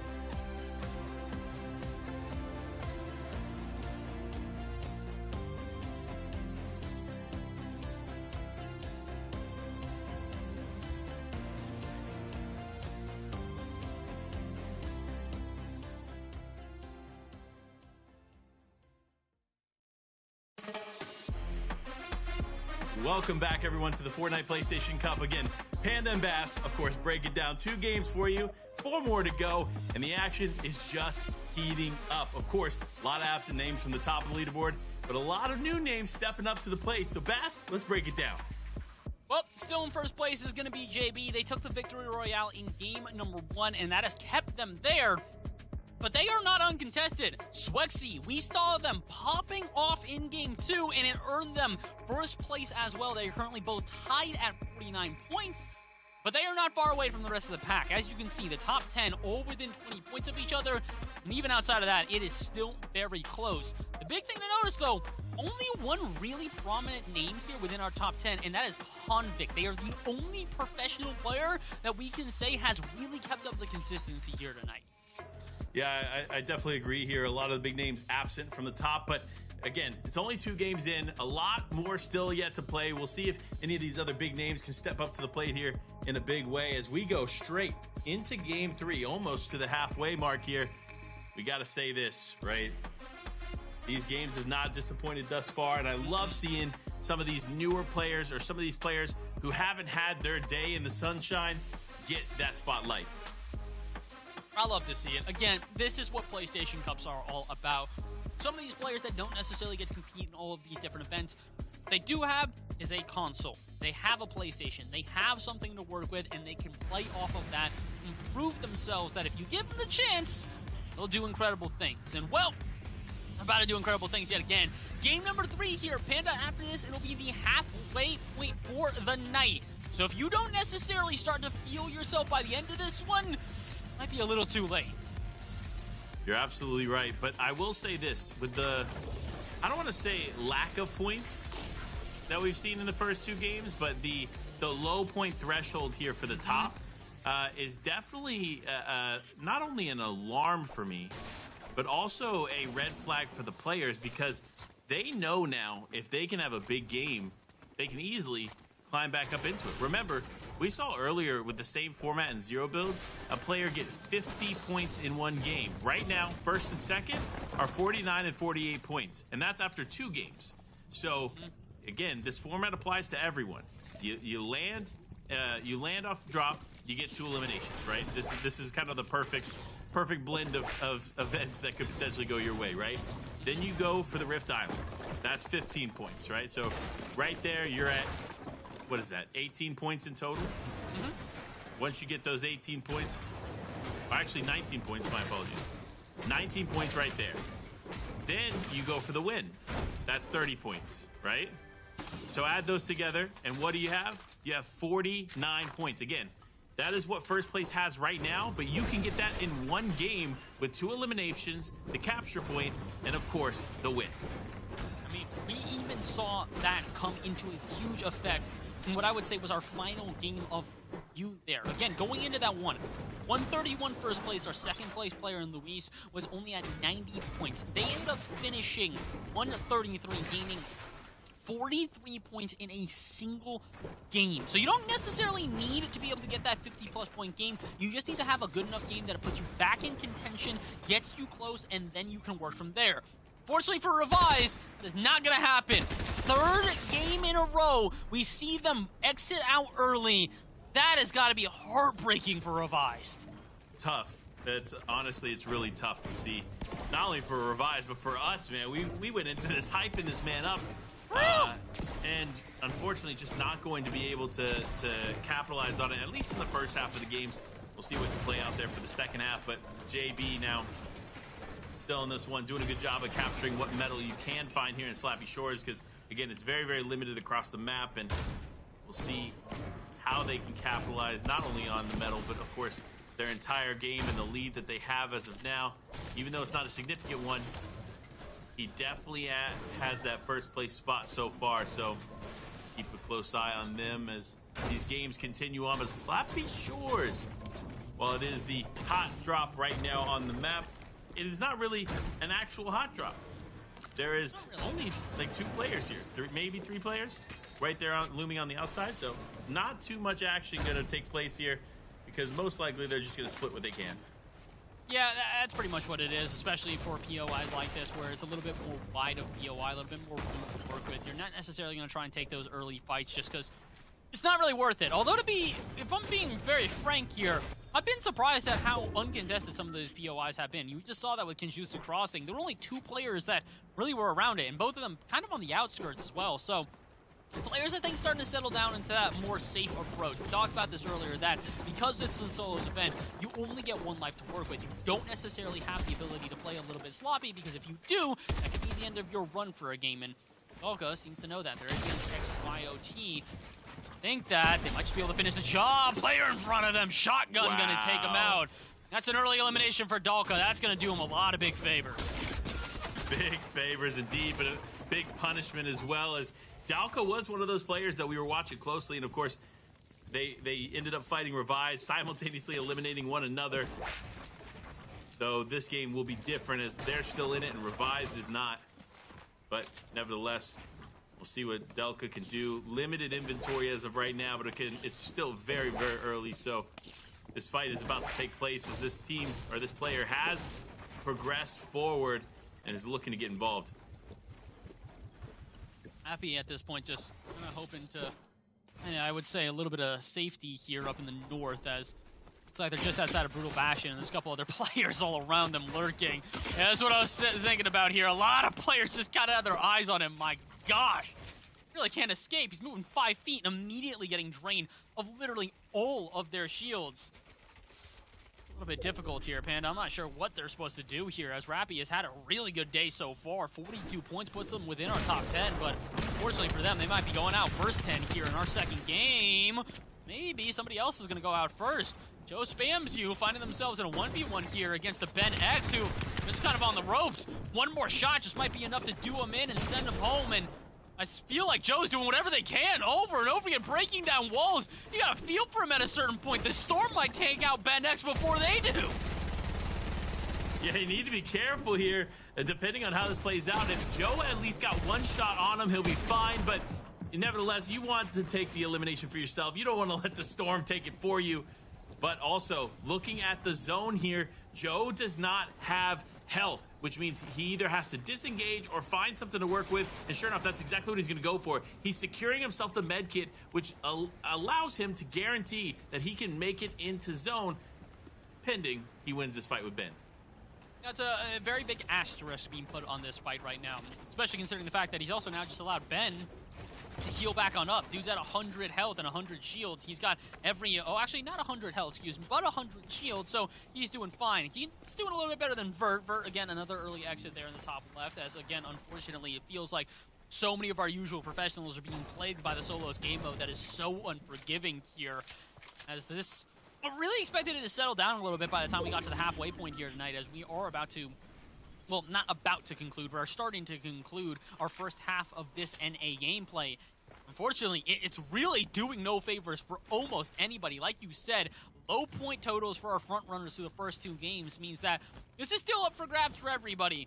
It also means that if you start to mess up from here on out, it's going to be rather costly. So, players, taking this one very carefully. As you can see, Rappy from a distance has now ran out of health, but has a problem. There's Bilo's around him, Convic is around him, a lot of good players who are not going to miss their shot. So, Rappy, 12 builds in a dream. What you got planned here, my friend? Yeah, I kind of want to know this plan too. I'm not going to lie to you. I don't think it's much. I think the only plan you can have is to jump in and hope to get an elimination on someone and get the refresh that they have, because it looks like to me Rappy landed at one of those little off-spawn huts around the snowy area, and then got a couple, like 2, maybe 3 bricks rotating in, and then built himself a box, and that was it. I don't think that's the play. I'm gonna be real. I don't know if that's the play. I honestly, I can understand it, but I also think the issue is that he keeps trying to make rotations through the snowy north, and is just struggling on reaching as players just have their eyes on him from a distance. And again, it's Convic. They're not going to miss their shots. This is not a player that is just going to let you get away and just be able to escape. He's still firing, and it's requiring every single ounce of build that Rappy has. They don't have much left. 4 total builds. Are they going to get lucky? Or is Convic going to turn their eyes away and let them escape? I think they are. The issue is they're running into another player. You got to be kidding. Rappy, your luck right now, my friend. I do not envy it. I don't either, and especially running into a brick that unfortunately is not breakable, which means the limited material they have is all they're going to have, and that's going to be it as Backtalk ends up taking them out. But another capture point being claimed is Daxthorn claims that one, but Smoxy also in a fight here, running away. We see him in the Frenzy Field area, just trying to build for their life. Can they survive? Oh, almost a solid exchange there, but misses the crucial shot. Remember, again, this player is very aggressive now, but you hit one shot that makes them feel a little bit less confident about their odds, and you're winning the fight. And we've seen that a lot. A lot of players kind of second-guessing themselves due to just limited resources. My goodness! Smoxy, before I could even highlight why you were playing that well, you're unfortunately sent home. That was out of nowhere. A shotgun shot fell around the map here. That's going to leave us with just underneath 80 players to play. We'll focus on the wrong way here as, gotta say, that last one, definitely the wrong way to play that if you're Smoxy. Not a great engagement from them. Not at all, and I'm going to be honest, this name is kind of accurate for this player, as I'm not a huge fan of the way they're playing this one out. Playing in the Storm, playing for what is only one med mist, limited resources, right? Isn't maxed out on resources, which is more important at this point in the game. So we'll see if that ends up working out in their favor. If they make it to the end game, then I'm glad that I'm wrong. But otherwise, their name is accurate. Yeah, I'd have to agree with you on that one. Sometimes, sometimes you name yourself just the wrong thing, and it just kind of, wills its way into its existence. I'm not sure what Sovzy would necessarily will their way into existence here. I think they're doing pretty fine right now, though. 100 builds total and a decent inventory on them in a relatively uncontested Mega City, which is a bit surprising. We saw a battle in Mega City earlier today when it was just on the edge of zone, and it's still on the edge of zone here, but nobody really starting to flock to it. Maybe I'm speaking a bit too early, though, as again, only in our third zone. We got a long way to go here, but Blue Josh going to make sure to empty out Mega City of any extra stragglers that he might see as unwanted. Shots from a distance here with the AR are going to at least land a couple of them, but more or less this top of the tower here is all for Blue Josh to work with. So 77 players remaining. We got a long way to go here in our third game, Panda. And again, it feels like players are starting to settle down and find themselves if they're hot for the day or if they're a little bit cold. And unfortunately, for many of the players we expected to come into this one hot, they're about lukewarm. Yeah, I like that.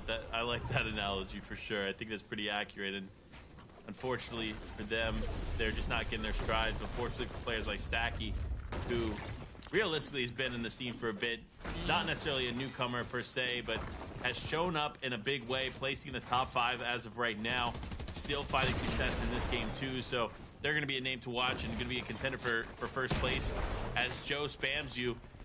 Has been spamming, and we've jumped in with Joe quite a bit on their fights, but it doesn't seem like they've converted those fights into points in a lot of ways. So yeah, we'll be patiently watching how this plays out. But look at the map. Do you see the rift here, folks?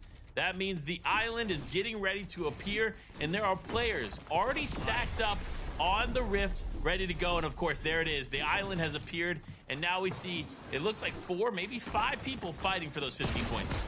Yeah, and this is what we kind of expected. Again, it's the same thing that happened to EU. First 2 games, kind of quiet. Finally, Joe spams you, is able to finish off one of his opponents there. We'd seen him in many 1v1 engagements prior, but not being able to take the win. And, I spoke too soon. What is happening here? Amplify. Free cap point. Maybe he was listening to the broadcast and realized what we were talking about. We said last time it took a while for people to recognize that the rift was there. And Amplify, the only one to recognize it, they might get a free cap. Yeah, but he needs to be careful. You see him kind of edging towards the side there. If he steps out even just a little bit, he could end up losing it for a second. And all it takes is a second less time on that before someone just appears and stops and blocks it for you. So need to be mindful of that as they're just going to continue to play it out. But I can't believe it. That's 15 points to Amplify. There's no way anybody's contesting him quick enough. Oh, drop it! Oh! No, Not in time. Amplify gets the point, which is 15 points right there. You gotta ask yourself, right? When is it a little too late? Right? Like, when are people going to start to recognize here? Because, again, we talked about this last time it was similar to where, okay, there wasn't really anybody trying to cap the point initially. You know, we saw a little bit of a lull as the island appeared, and we were like, okay, fine. This time, there was a lull, and it just stayed there. Nobody trying to compete there for the Rifted POI, and it's a bit shocking because it's not as if people weren't aware of this. We saw people, tons of people aware in game number 2. Game number 3, it seems like people have just decided they don't want to try and fight, and Amplify gonna get themselves a freebie as Jay falls off of the floating POI, and that's another just extra 2 points for Amplify to take home. They've had a huge game number 3, and I can't believe how easy it's been for them. This might be the freest points I've ever seen anyone get, like, to be honest. Like, that's 17 points right there for Amplify, and no one challenged them. Like, that's where it comes down to. Like, everybody is in this vicinity. There's easily 20 players right there on the map. Not a single one of them challenged him for the capture point. And fortunately for Amplify, he walks away with it unscathed. Not only that, he gets great loot, 15 points. Unlike Ian, who unfortunately is going to go down at this point in the game. And of course, it's Jaden.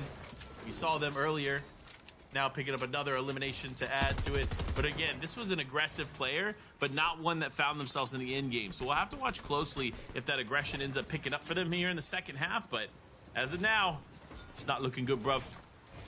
I'm gonna be real, I don't know if I've seen really any aggression here in this game. If people aren't aggressing the Rifted POI, I don't know if anybody's aggressing anything at this point. I think everybody kind of just sitting back, kicking their feet up and taking their time. And again, there's so much time left. We are only getting into our 5th zone, and this is the most stacked it's been so far. Last time we got to about the halfway point, and yeah, we definitely still had a decent amount of players remaining, but 71 still around. And again, I think a lot of it is due to where we're having zone pulls right now. This zone pull, not over any direct POI, so this one a little bit more open and free for players to maneuver around. Rotation's going to start to get interesting real soon here, Panda. Feels like we're just on the precipice of starting the chaos. You gotta love it. The chaos is now ensuing here in this moment. Again, the aggression that we saw from Jaden hasn't worked out in his favor in the first 2 games. Now he's doing it in game 3, and it's causing a lot more people to look in his direction, and that's what you have to avoid, right? Again, when you play this game now, the new way to play here in this season, and it is very, very different. There's different strategies to the way that this game plays, and you cannot be uber aggressive, especially if you're not confident in winning all of those fights. While Jaden may feel confident in the moment, confidence comes multi-layered, as it's not only confidence in your fighting ability, but confident enough to heal back up before another fighter gets in. Yeah, you really do have to make sure that you believe in yourself beyond compare, because again, it is only yourself that you can believe in. You've got no teammates, you've got no one to back you up, so if you make a mistake and you're not confident about correcting said mistake, it's going to be a problem. Another problem here, damage threshold. Storm Surge officially active yet again, so Sovzy, you're not in a bad spot, but that's your only heals on you. I appreciate you using the med kit now, but my friend, that wasn't the part that was draining from your health. Oh boy, and you're gonna get away with it? 1 single health left, and Sovzy will walk away. There's no way. Like, how? Okay, you know what? Props to you. Like, I'll give it to you. Like, you know what? You deserve that. You clutch that up in that way, then absolutely, you deserve the elimination. You deserve more. Can we just add 5 eliminations there to the total for them? Like, that, what a clutch there in that moment. And another clutch coming through. Wow. Okay, Sin. I see you. I see you.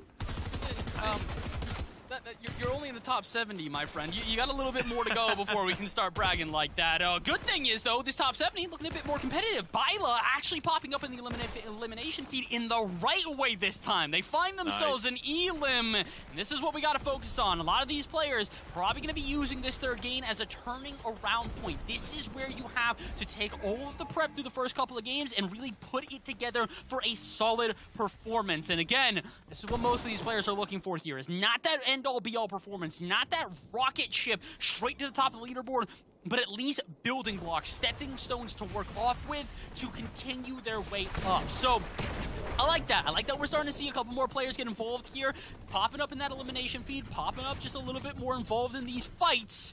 And, well, fights absolutely ensuing. It feels like only a couple of seconds ago we were at 77 players remaining, now down to not even 60 around. Stacky's still one of those players. They found their first elimination here in Game 3, and I have a feeling that's not the only elimination they're going to walk away with. Yeah, I agree. I think it's going to be different here for these players as they just try to survive. And the Stacky in the lobby, he's not going to let you. He's going to take every shot and every elimination with him, and rightfully so, as he is the epitome of a proper aggression, right? Calculated aggression. This man knows what he's doing. He knows how to take these fights at the right times. He knows how to disengage at the right times, and he knows only to take fights when he has the ample amount of resources to take the fight with stride. And that's what makes him so special in this lobby, and that's why he's a top 5 player as of right now. But diving in, he's going to be just trying to end up getting into zone. That's his focus here. But it looks like some players not going to allow it to happen as they begin to pressure him. He's looking a little bit awkward here, but I gotta ask you, I mean, Panda, look, you've been talking about it all day long. Flapjack rifle becoming a big prevalency. He's got a mythic one on him right now. Stacky seemingly taking your loadout, you know, word for word, bar for bar, stealing your flow here, and it's really working for him. He's got 2 elims, and I don't think he's done like we said. I mean, look, this is what we were talking about. This is why you need that Flapjack on you. It is high damage in quick succession, and if you have a shotgun shot just to finish off the job, you can make quick work of your opponent. So, Stacky, taking a little bit of a textbook approach out of what your advice had been earlier. Still does need to survive, though. 50 health, rather precarious position.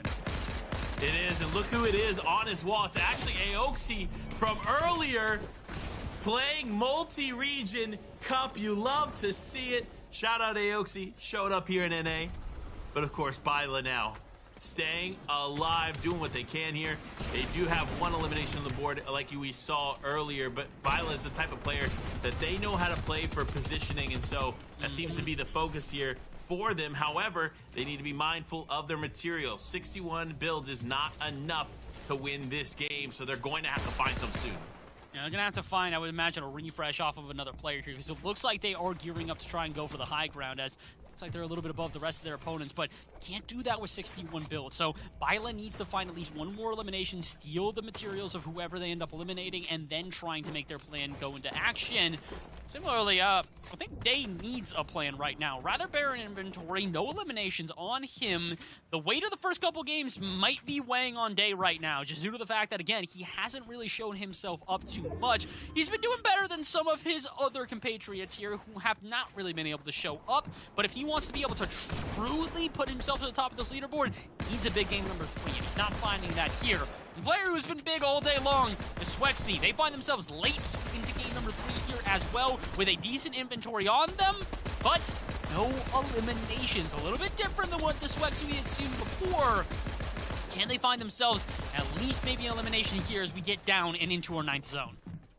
Yeah, getting into it though is Piggle. Piggle now just going to try to focus on getting into zone and surviving here on the low ground, but players left, right, and center are going to try and stop him. And sure enough, you see big beams come through, losing almost all their shield, but staying in this one for a moment longer. But the zone now is here. Sousy is here. Swexy, though, going for high ground and actually challenging Convict, and another player appears too. This is going to be a battle for height. Oh boy, and the battle's starting to ensue here. Convict knows it. They're going to gear up, slap juice in hand.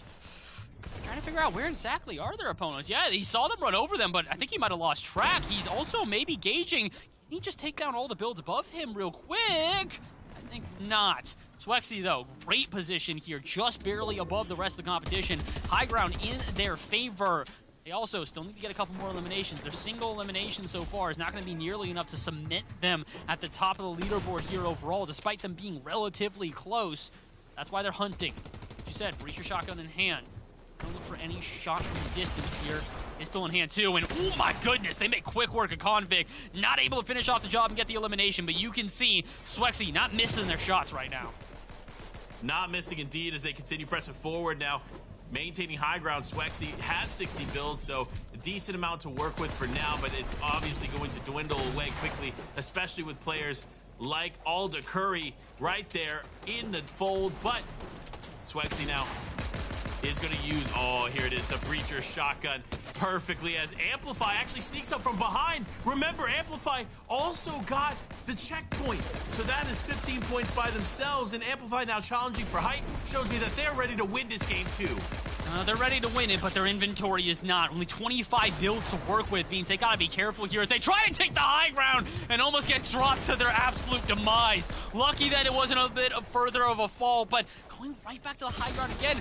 And I don't know if I like this right now because they don't have the builds to waste and they don't really have the positioning either. Convict just underneath them is kind of, I think, rotating out actually. He's not even gonna fight for the high ground. He knows he doesn't have the build to work with that, so he's just gonna let Amplify do it himself. Amplify does pick up a couple of resources, but now he's chasing the tail end of the storm.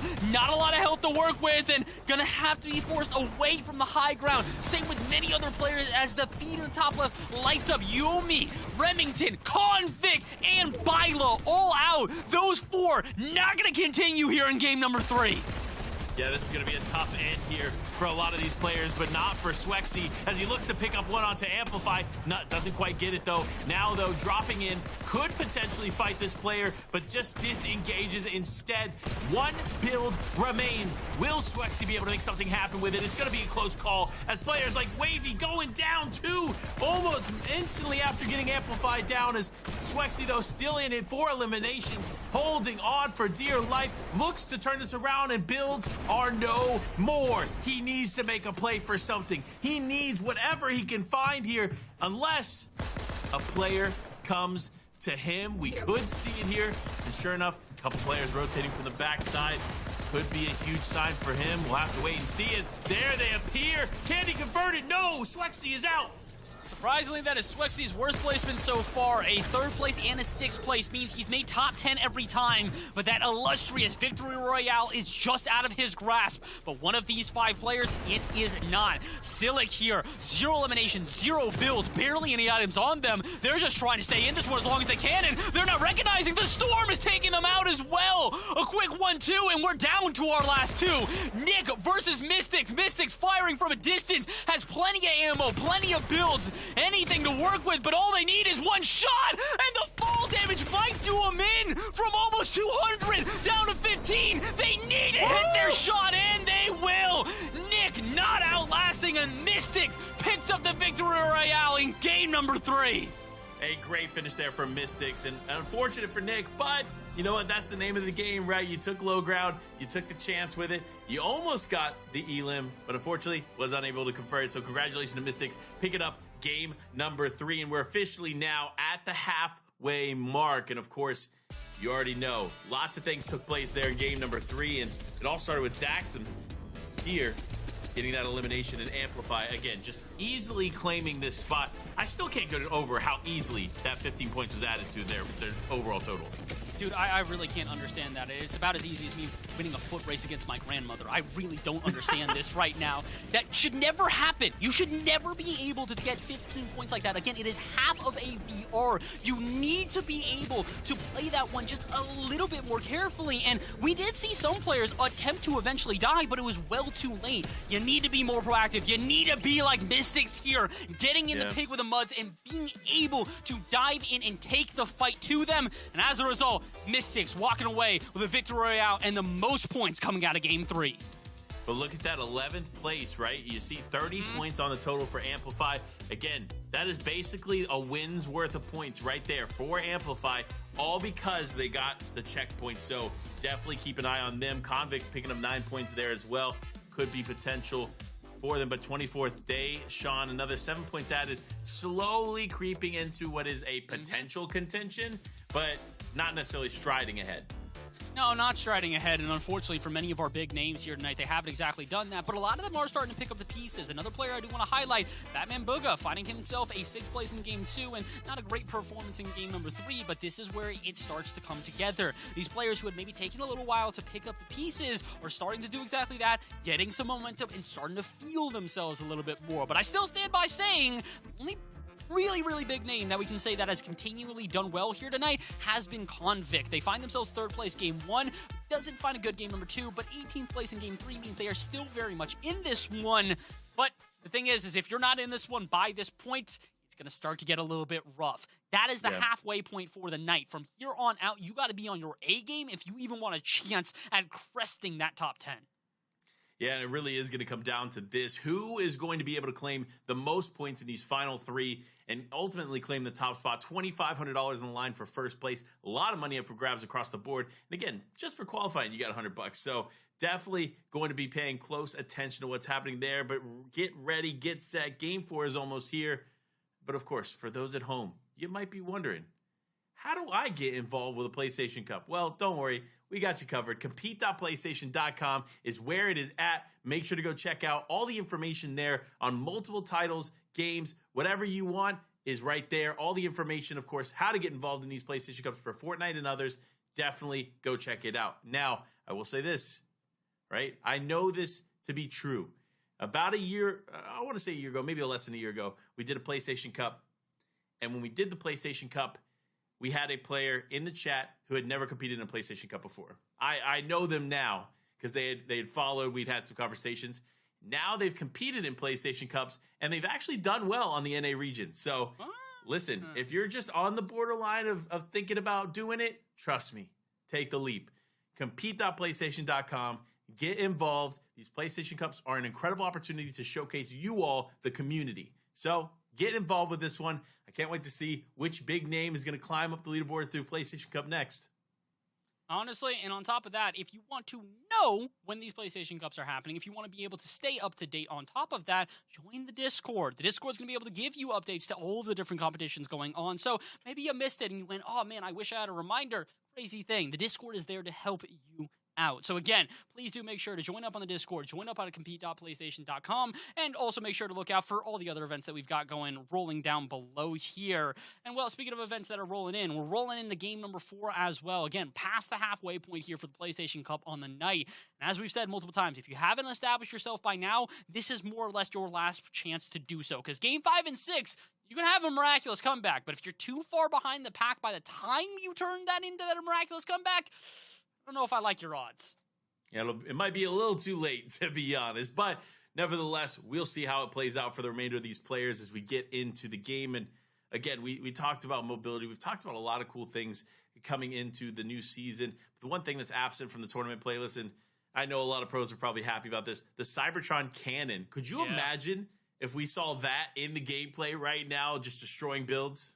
I would be terrified, if I'm being honest right now. We've seen way too many players kind of get a high ground. Imagine just firing Cybertron from, like, the high heavens. I don't think anybody would really be enjoying that. I will say it might have been enjoyable for our viewers and maybe a little bit for us because it would have been chaos abundant. But we already have enough chaos due to the solos game mode here. Yeah. Single-player games have made it so much more interesting due to factors we don't know about. So many players taking challenges in ways that are rather unorthodox, and it's working out for them. Other players trying to play a little bit more passively, and it's a bit out of character to what we normally see. So game 4, if you haven't figured out your game plan by now, maybe start to study up a little bit. Read the textbooks, read the notes, and maybe figure it out. Because game 4, just right around the corner. As soon as we hop off the battle bus and into the action, it's the end game here for a lot of these teams. They're going to have to really start to step it up. That they are. We'll see how they step up here as the games get ready to go. I gotta say this. One thing that has surprised me is the inconsistency of the floating island POI. Not even just competing for the capture point. I'm not even saying just about that, right? Because last season, when there wasn't 15 points on the line, we're seeing similar action as to what we're seeing now, right? I'm also not seeing teams rotate in late and go for the vault. I'm not seeing them go for the house. Like, there's so much loot that's kind of being left because of the focus on the capture point. And I wonder if that loot could have ended up making a difference for some of these players. So realistically, if you're going into the second half with a change in game plan in mind, one of the biggest changes you can make for sure is going for the capture point, even if it's well after the capture point is already done.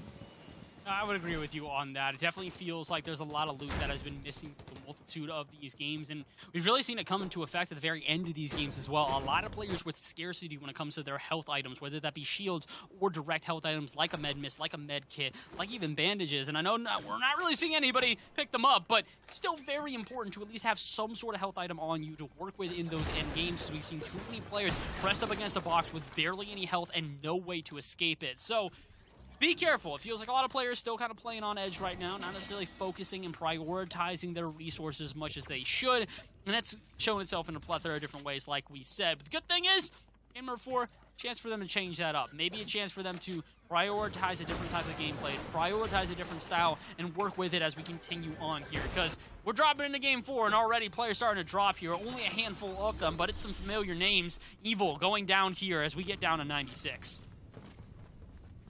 This is not what I was anticipating there for Evil.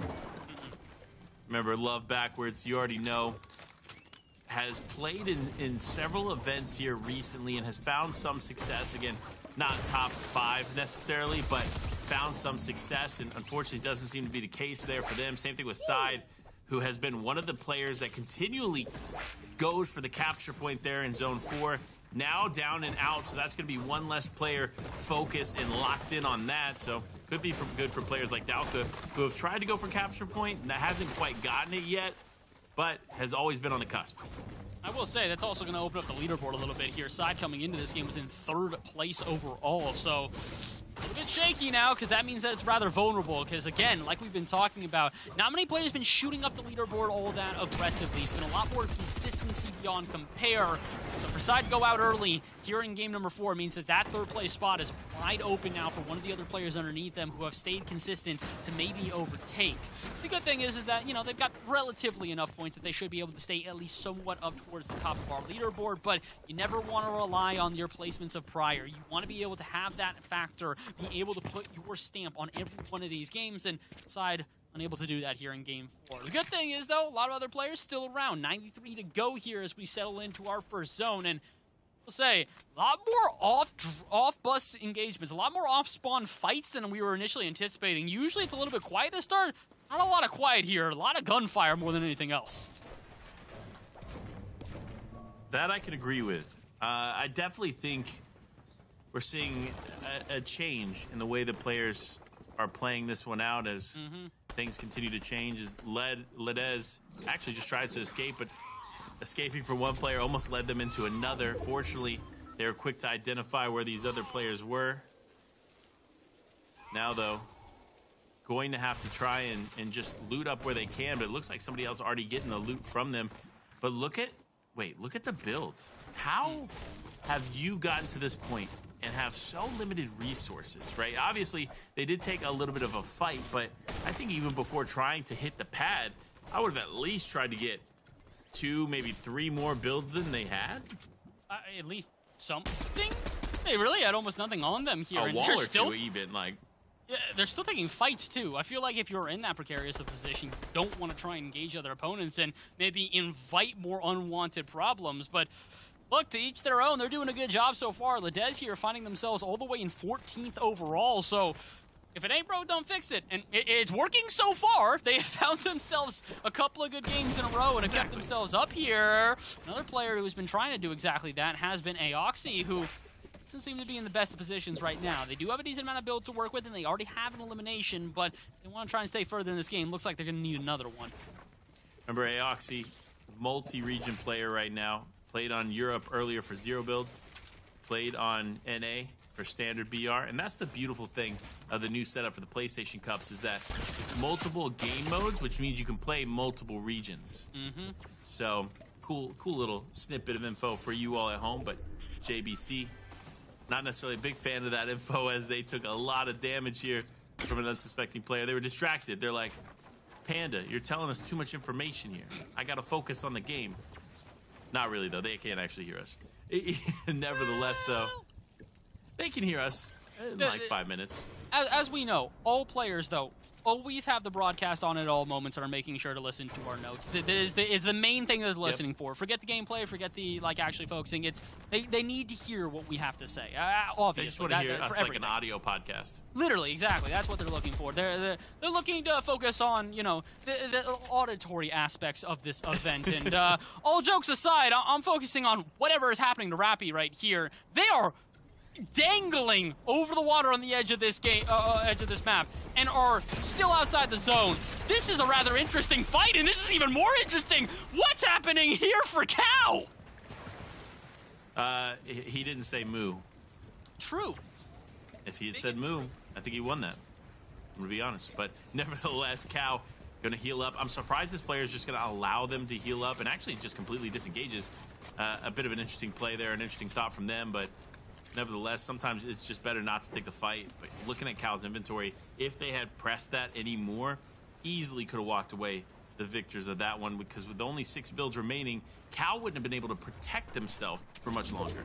Especially considering they were floating in the water. It's already difficult to try and maneuver builds while you're in the water, but on top of that, being able to do that with 6 builds is not going to do you any favors, and Swifty, you get no favors either. Blur Antics, a name we haven't spoken about in quite some time. They came out the gate swinging to start our day, but after a couple of poor performances in a row, it's been rather difficult for them to reignite that sort of initial spark that got them going. So maybe that'll be the one. Maybe Blur can get themselves back into this one, because again, first couple games, X amount of eliminations. That third game, they went out in 82nd place with 0 elims. So already a better game number 4 here, but I would like to see a little bit more out of Blur. Definitely agree there. I think they found some consistency in what they were doing, but not enough to feel happy with the way that the game's playing out in their favor. As Blur definitely is a player that can do more and knows that deep down, so probably one of those things that they're just kind of beating themselves up on right now. However, Breacher shotgun in hand, solid inventory, and it looks like they got 1 elimination here. With that being said, they have everything they need to be successful. Can they do it? We'll just have to wait and see. And Kanji do it as well. Yes, indeed. They're going to find themselves a quick 1-2 on Haytank and get their elimination, and maybe Sky Tom join them as well. Not exactly sure the opponent on the other end here, as it looks like it's maybe an Acorn name, but are they going to be as good as Acorn? Are they going to be able to live up to that? I don't think so right now. Tom just overtaking them, continually taking the high zone here and just kind of trying to get in their favor.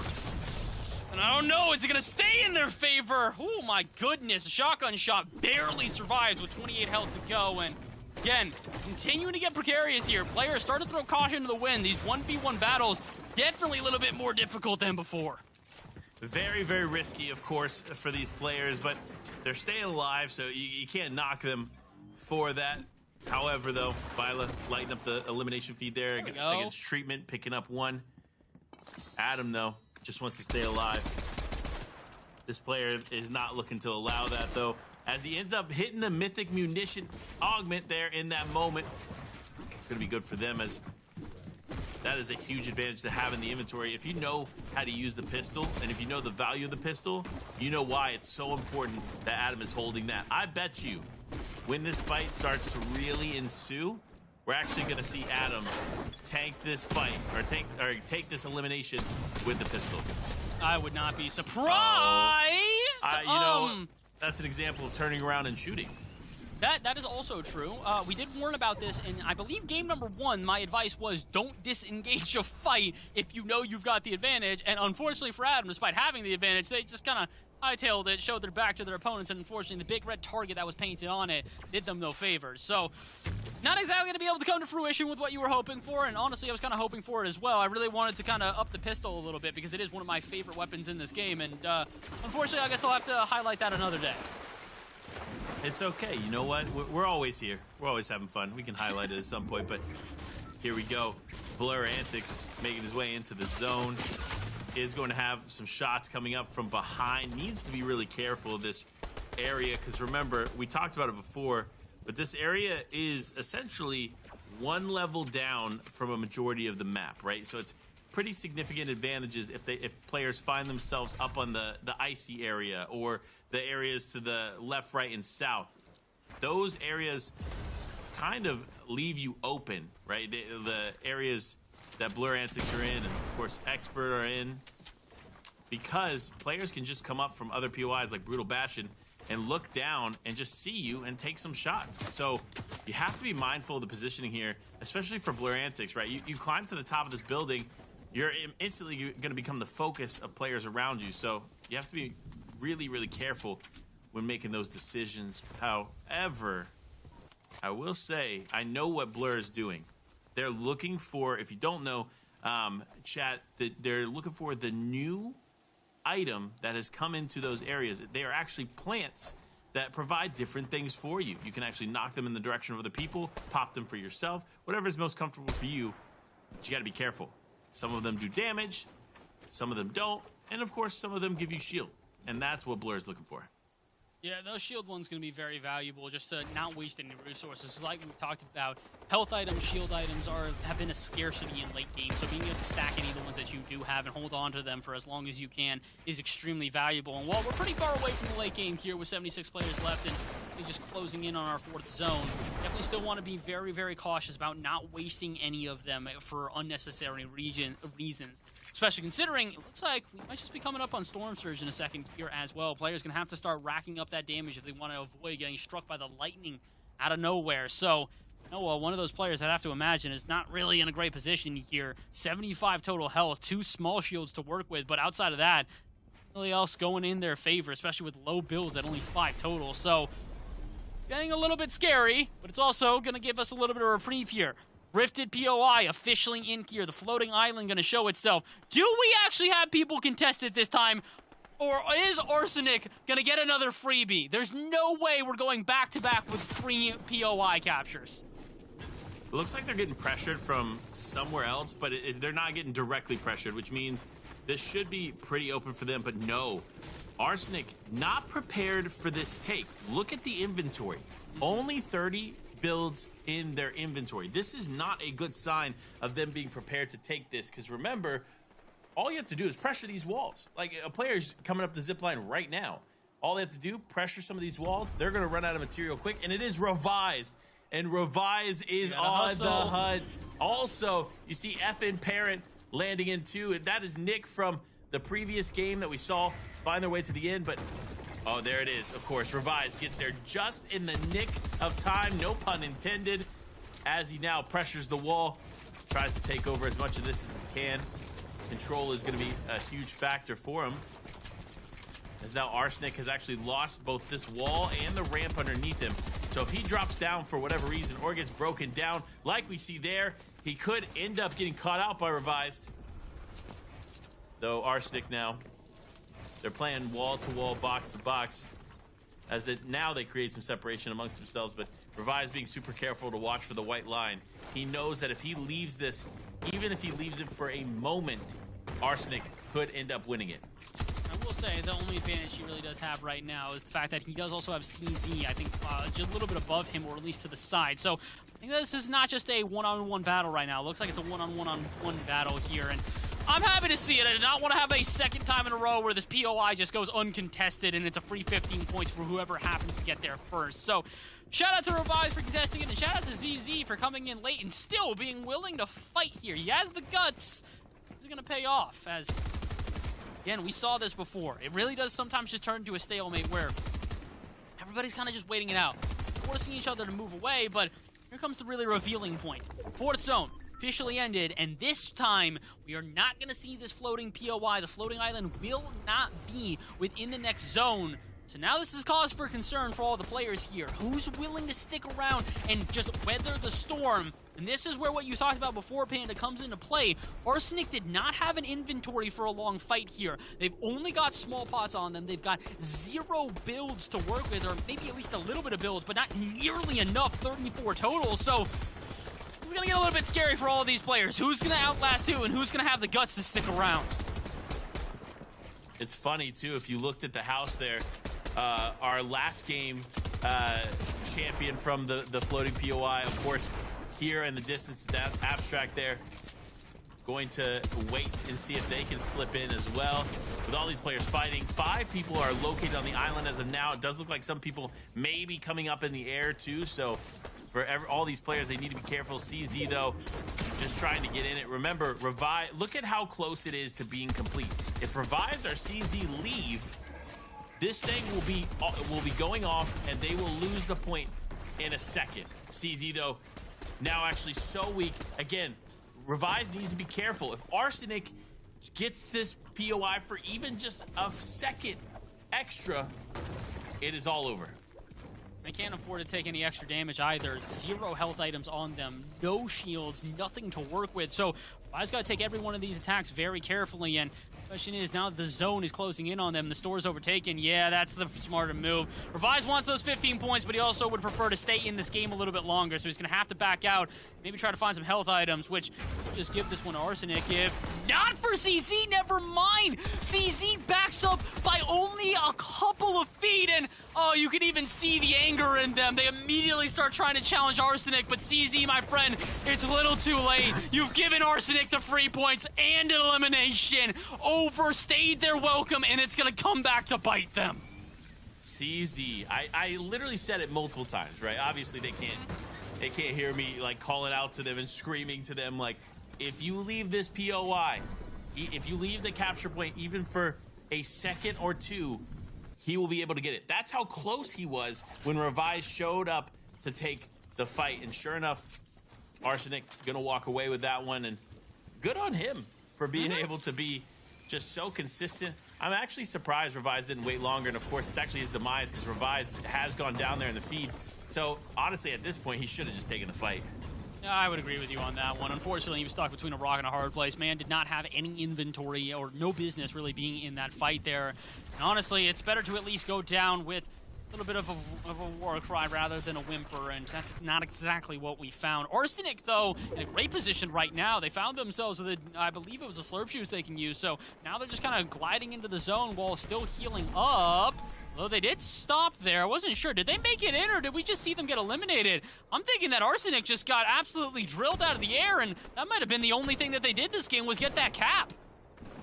And that'll be, in my opinion, a wasted cap, right? Yep. Because if they can't capitalize on a big game here, it is 15 points. Yes, it's 15 points to the overall, but it's still not a big enough game for them to really climb the leaderboard in a significant way. So it's going to be tough to see that happen. But Mystic, though, obviously one of our top dogs here on the leaderboard, looking to maintain that top dog status as they go to fight. But Sid also here as well. Big shots landing there, and could be an elimination there for them. But wait, Nick. I was about to say, take the med mist. I don't know if he's going to make it. He does. Wait, he got an elimination at least. I don't know if he took the med mist in time yet. He hasn't hit the elimination feed yet. So that's a good sign. Of course, there he is. Nick going to have to make his way in. As O-Sid also doing the same. You see the slurp juices popped and ready to go. This is risky. I was about to say, jumping into open waters, no builds, no protection. Definitely a tough spot to find themselves in, and sure enough, doesn't matter. They're going to make their way in, but Nick, it's going to be close. You see, while he does have a second med mist, right? It's going to be a really tight run here to the finish because that zone is not necessarily super close, but fortunately for him, he is going to find his way in. The zone started to set up for the next one. He is going to have to rotate pretty much max distance, but that doesn't bother him. At least he made it in. And he made it in, and he's still got a little bit of med mist to spare, but that just kind of means that he's got to take each of these engagements carefully, because now's where we start to get into the more hectic parts of these games. We got 47 players to go, and we're down to our 7th zone, and this is where we really start to see those really close combat engagements endure. And on top of that, it's kind of forced here. Storm Surge back in effect yet again, and for players like Nick, they're fine, well above that damage threshold, but for a lot of other players, this is going to be the signal that they got to get going. They got to hustle a little bit if they want to stay further in this game. And that's why you're seeing the Fiend light up in the top left. 3 eliminations back to back to back in quick succession, and Daxthon going down to that Storm Surge as well. Aoxy putting apparently shots on target with absolute authority, drilling that player out of the air, and they'll find their second elimination. That's a great elimination there for them, but they need to stay consistent. Remember, they are playing multi-region today. That could have a toll on your body, right? Playing, obviously, for a super long period of time. You lose a little energy, and if you're not consistent, you could obviously drop down. But Aoxy says, you know what, Panda? I don't care what you have to say. I'm just going to show up in incredible fashion. Of course, 2 eliminations. That's not going to be enough necessarily to climb the leaderboard drastically. It's going to be enough, though, to keep them in the conversation for the top 25. Top 25 for right now, but we're just getting into our top 30, and it's going to be a top 30 that is not going to include Convic, another player going out somewhat early here, and again, it just kind of feels like we keep getting down to these final zones, and there's maybe 1 or 2 players of extreme prominence around, while everybody else, like we said, the biggest thing about these PlayStation Cups is it's a chance to prove yourself, and so many players here today have been proving themselves time and time again. Steve's not exactly one of those players, but he's got a chance here. Not a lot of builds on him, but a decent enough inventory he might be able to work with. Sovzi in front of them. Gonna try to take the fight. He's just on the low ground here, looking for a way in. And also looking to not get engaged there. A player right next to them. Chances for a shot, but they get away without taking any sort of fight. They're still doing that. Shot from a distance. Steve, you gotta make your decision, my friend. You're like half engaging in these fights, half not. And it's gonna come back to bite you. None other than Day with the elimination. Honestly, that's not the play, right? Like, obvious, you turn around, you're like, oh, maybe this one shot can like convert into elimination. I know that's what their thought process was in that moment, but they were not healthy. They didn't have the right resources to take a fight, so they have to be careful. Yeah, if you're gonna take a shot like that, build behind you, right? Because realistically, all you're doing is like, hey, Day, I'm over here, but I'm gonna run away from you. Come shoot me now. Okay, thanks, bye. Like, that's literally what happened in that moment. So sure enough, Day was able to capitalize on it in a big way. But we'll see how these games continue on. You know, realistically, one thing leads to another. And we can see Day walk away a Game 4 winner. Just a matter of moments. I will say, Day has probably been the player the most on the uptick right now. Game after game, he has seemingly improved himself, and he's really doing so through a plethora of ways. Day not fragging out here, not trying to rack up elimination after elimination, just playing this carefully, playing this safely, and making sure to get the eliminations where he needs to, and surviving long enough to rack up those placement points. Now, the question is, he can find himself at least a top 10 placement here. He's finding himself a second elimination there. Aoxy's also got 2 elims. He's looking for a third, chasing down your bro, but can he find the final touch here to send him packing? Day gonna send himself packing. The storm gonna take him out as we get down to 13 players around, and I gotta say, that's a little bit of an underwhelming way to see Day exit. It is, but I love seeing the flapjack rifle used to get in the box, and Aoxy actually going to go down as a mistake. Spent too much time in Storm, but now Cow versus Dirty. Dirty on the high ground, spraying down below. Can continue to pressure these teams away from him and hold the height. 64 builds is quite a bit to work with here if they are careful with it. However, realizing that Cow is still close by, going to continue to look like big shots come through as they get that beautiful, beautiful elimination, but the game is still on. He needs to continue to survive, needs to continue to pressure down below, and ultimately will need a refresh at some point. But nevertheless, Dirty has probably the best loadout in the game right now. Tons of heals to work with. Definitely can heal up if they need to go back into Storm. And fortunately for them, the game is dwindling down. Players getting stuck in Storm, fighting in Storm, all going to drop rapidly here as Rapid actually is one of the final players. Mystic, though, top player in the lobby, could end up getting taken down by Dirty as they are just fighting for it. Mystic has no builds. So for the other teams, it's all a matter of who can survive to the final moment, the final fight. Will we see the exchange? Mystic actually going to play for the heal off. This is risky, though. Remember, Dirty has 3, count it, 3 slurp juices, which is more than enough to win off of the heal off. And sure enough, Mystic now going to have to play for it. Barely any health. All it takes is a few, and there it is. Dirty winning the game. 5 eliminations. Well deserved. Dirty with a masterclass in high ground there, just playing that to a T. Knows he's got 2 players that are on the rope that are going to have to fight amongst each other no matter what position or rotation that they take. So what does he do? Sit back and wait. Eventually there will be an open shot, and once he's got it with a flapjack, it's lights out. Immediately sending that player packing, and I gotta say, like I said, masterclass, Dirty, well done with the Victory Royale in game number 3. Yeah, that was definitely a beautiful execution there to win the game. And of course, you know, if you're some of these other players that made it into the last 10, you're like, dang, I could have done more. I could have done this. I could have done that. Don't worry. A top 10 finish is still a very, very solid finish in a standard BR. Remember, this game lasts way longer than in a zero build game because these players are just at a caliber and level of protection that keeps them in it. Of course, Nick, Aoxy, Psycho Kings, all these players are not only showing up here in the final moments, they're showing up consistently through the game, and that's what you have to do. You have to remain consistent play this one out and of course survive to this moment. Be this person and win that game. So well done. Just so well done. And honestly, him being at the top there for not only eliminations, but on top of that, points, 40 total. Yeah, Dirty Meefs, you absolutely deserve that the entire way through. And I gotta say, this was a rather eventful game, but it was not eventful for one player in particular. We talked about that. I believe it was Arsenic who finds themselves not only elimination while at the Rifted POI, not only the capture of the Rifted POI, but nothing else. That's all that they were able to get, and it did not feel like enough. Despite in 58th place going out with 18 points, we wanted a little bit more from them, Panda. So again, despite the importance of that Rifted POI, it is not the end-all be-all, as evidenced by game number 4. Yeah, you're absolutely right, and so we'll see how this game continues to play out. I'm excited. 4 games down, 2 games to go. But of course, before we go into those last final 2 games, we have to go to a quick break. Go get yourself some popcorn, go get a snack, drink, whatever you need. We'll be right back with more Fortnite action for you.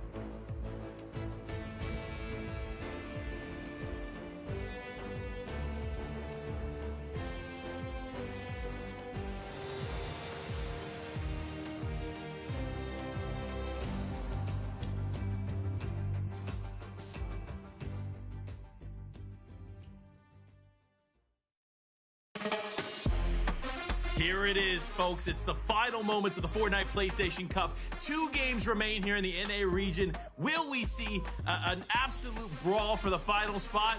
Well, let's look at the leaderboard and find out, because it's going to be a close race here to the final 2. Remember, we're in the penultimate game now. This is game number 5 that we're getting ready to go into. And so there's only 2 options remaining for these players to climb the leaderboard. And of course, if you're Mystics, you're not feeling too comfortable, right? You might be up at the top spot, right? You might have 97 points, but Dirty right behind you with 2 wins, 85 points. Not too different. Literally a consistent game with a Rifted POI, 15 points. Bam, you're ahead. That's all it takes here, folks. So it's going to be a close race to the finish there for the top 2, but Day, of course, not too far behind, right outside the top 20. Amplify Aoxy there, 2 in the top 30. You'll love to see where some of these players are laying. Yeah, I love what I'm seeing so far, but again, like you said, we have to mention that it still feels like there's a couple of quiet players here who might have shown themselves up a little bit more. Byla and Revise, 2 players to point out here in our top 50. Even just outside of that, Vert, another player to pay attention to. Blur Antics and 6, the second player that we thought was going to do well tonight, just not quite, but we've seen it. In EU, we saw a player get almost 50, I think actually over 50 points within a single game. So if you can do that in EU, so say you can't do that in NA and shoot yourself up the leaderboard, and with 2 games left, you have 2 of those back-to-back, PlayStation Cup is yours. Yeah, I couldn't agree more. You really can step up in a big way here. Fortunately for a lot of these teams, it hasn't happened quite yet. And the reason I say fortunately is because if there was a player who has been consistently getting 40-point, 30-point games, this leaderboard wouldn't even be as close as it is, right? So it is still up for grabs here. Of course, you know, top 10, where the most money's at, but it comes down to first. And who will claim the first spot, the top spot here on the leaderboard? Well, let's dive into game number 5 to find out who has what it takes to be the PlayStation Cup champion. Oh, I'm ready to find out. I hope that all you guys at home are as well. This is going to be a massive game to really determine, is anybody going to be able to run away with this? Are we still going to have this close battle the whole way through? Buzzing with anticipation at this point, and honestly, we don't have to buzz any longer. It is Game 5, officially off the battle bus and into the action. And we know our main players to pay attention to going into this one. Swayze, Mystic, Side not necessarily in this one as much as they were before, but before this game, they were in 3rd place. Meeps, another player, Dirty, that we have to focus on. Convict, another player to focus on. I mean, there's too many players to name at this point. It really is anybody's game here in game number 5. That it is, and that's why we're going to have to pay close attention to some of our top 5 players. Again, remember, when looking at the leaderboard, it really comes down to just a few points, right? Mystics, obviously, 97 points there up at the top. You saw other players, 2 really, really close. You got 85, 73 for 2nd and 3rd, and obviously Swexy right there in 3rd. Had some decent games before. I believe Swexy had one of the larger games there with 4 eliminations in the 3rd place. So it really comes down to how consistent is the top 3, and who outside of that, like 4th through 7th, like Convict in 7th, can have a big game, would need a 50-point, 60-point game here, and obviously a solid game in the next one to climb into the top spot. That's what makes this interesting, is the format can reward a high-level game if you choose to fight for it. You just have to choose to fight for it, i.e. the floating POI. Oh, that floating POI, man, it really is so impactful, and I want to see it have even more of an impact on top of that, because it feels like at many moments we were very enthusiastic about it. We were extremely excited to see fights, and some fights have lived up to expectations. Other ones have just been completely uncontested. So I hope players are making a point to focus on that coming into game number 5 here, and maybe some players are focusing on Mystics as well. My goodness, very quickly drained of his health here in Frenzy Fields, and looks like he's opting to disengage entirely. Probably the better idea for the player currently in 1st place. He needs to have at least a solid game 5 to not let this lead get away from him, because we saw what happens if you drop too early in EU. It completely did in our front runner at that point and allowed Lewis to pass. So if you are Mystic, don't let that happen no matter the cost.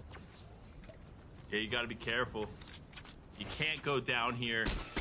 Realistically, Mystic, all they need to do is survive, right? They don't even need to do much more, because you can allow other people to make mistakes there in the top 5, drop down a little bit more points. If you're consistent, as Mystics has been so far, you win this. And it really isn't that difficult for them. But, of course, I say it's not difficult for them. Realistically, in-game, it's tough to get to the final moments.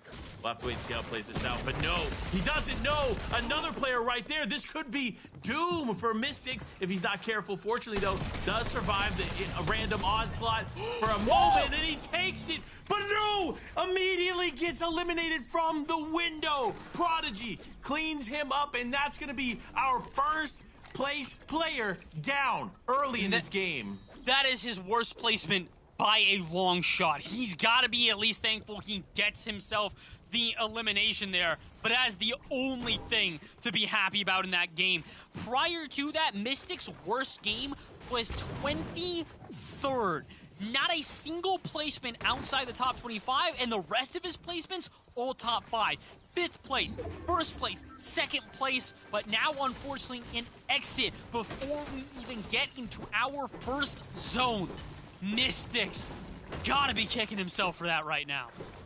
Yeah, I can only imagine what's going through their head right now, as that was a tough fight to be in. They ended up winning the first one and immediately getting taken out by a player that they probably didn't even realize was there, but that's how it goes sometimes. When you take fights at this point in the game, and obviously Mystic opted to stay in the fight to take it, you have to be mindful of other players potentially rotating around you, and so that's exactly what happens there as Mystic gets taken out. But Revise here in the elimination feed starting to pick up the pace a little bit. Another player we expected a little bit more from, but doesn't mean they can't finish strong, as these games are still going on. Remember, 10 eliminations, 15 eliminations in a game is not impossible for a player like Revise, which could create a huge swing and a huge upswing for them to get back into this. Yeah, Revise is not too out of it as it stands right now. They haven't necessarily put themselves in the best position possible, but again, not a bad one by any stretch of the imagination either. It really is about making sure that you stay just in between, if you will. Getting those eliminations where you need to and not getting eliminated too early. Popping up in the top left, we just talked about how he's the most prominent name within our top 10, and now unfortunately he's not going to return there. A Convict going down there before our top 80, and again, I don't know what it is. The ends of these games, the ends of the PlayStation Cups just lead themselves to absolute insanity, and this one is no different. We are just getting into our second zone, and already 20 players set home, including Revise. He also pops up in the feed in the top left. He does too, and this is an interesting set of events. As Stacky right here, who we're watching right now, one of the better players in the NA region, is in the top 15. So, potential to climb the leaderboard is there. However, they need to have a strong finish to the day, because again, this is the penultimate game here, folks. Game number 5, the almost last game of the day, and everything counts here. You cannot make a mistake in game 5 and 6. This is where every little bit counts, especially when you have a player like Dirty, who is clearly getting ready to take the top spot on the leaderboard after Mystic's demise, and is looking to remain consistent. I'm realizing here, looking at the record for Dirty, it really is all in or nothing. First game, 62nd place, 0 eliminations. Not a great game at all. Second place, or second game, first place, 4 eliminations. Find themselves the victory royale.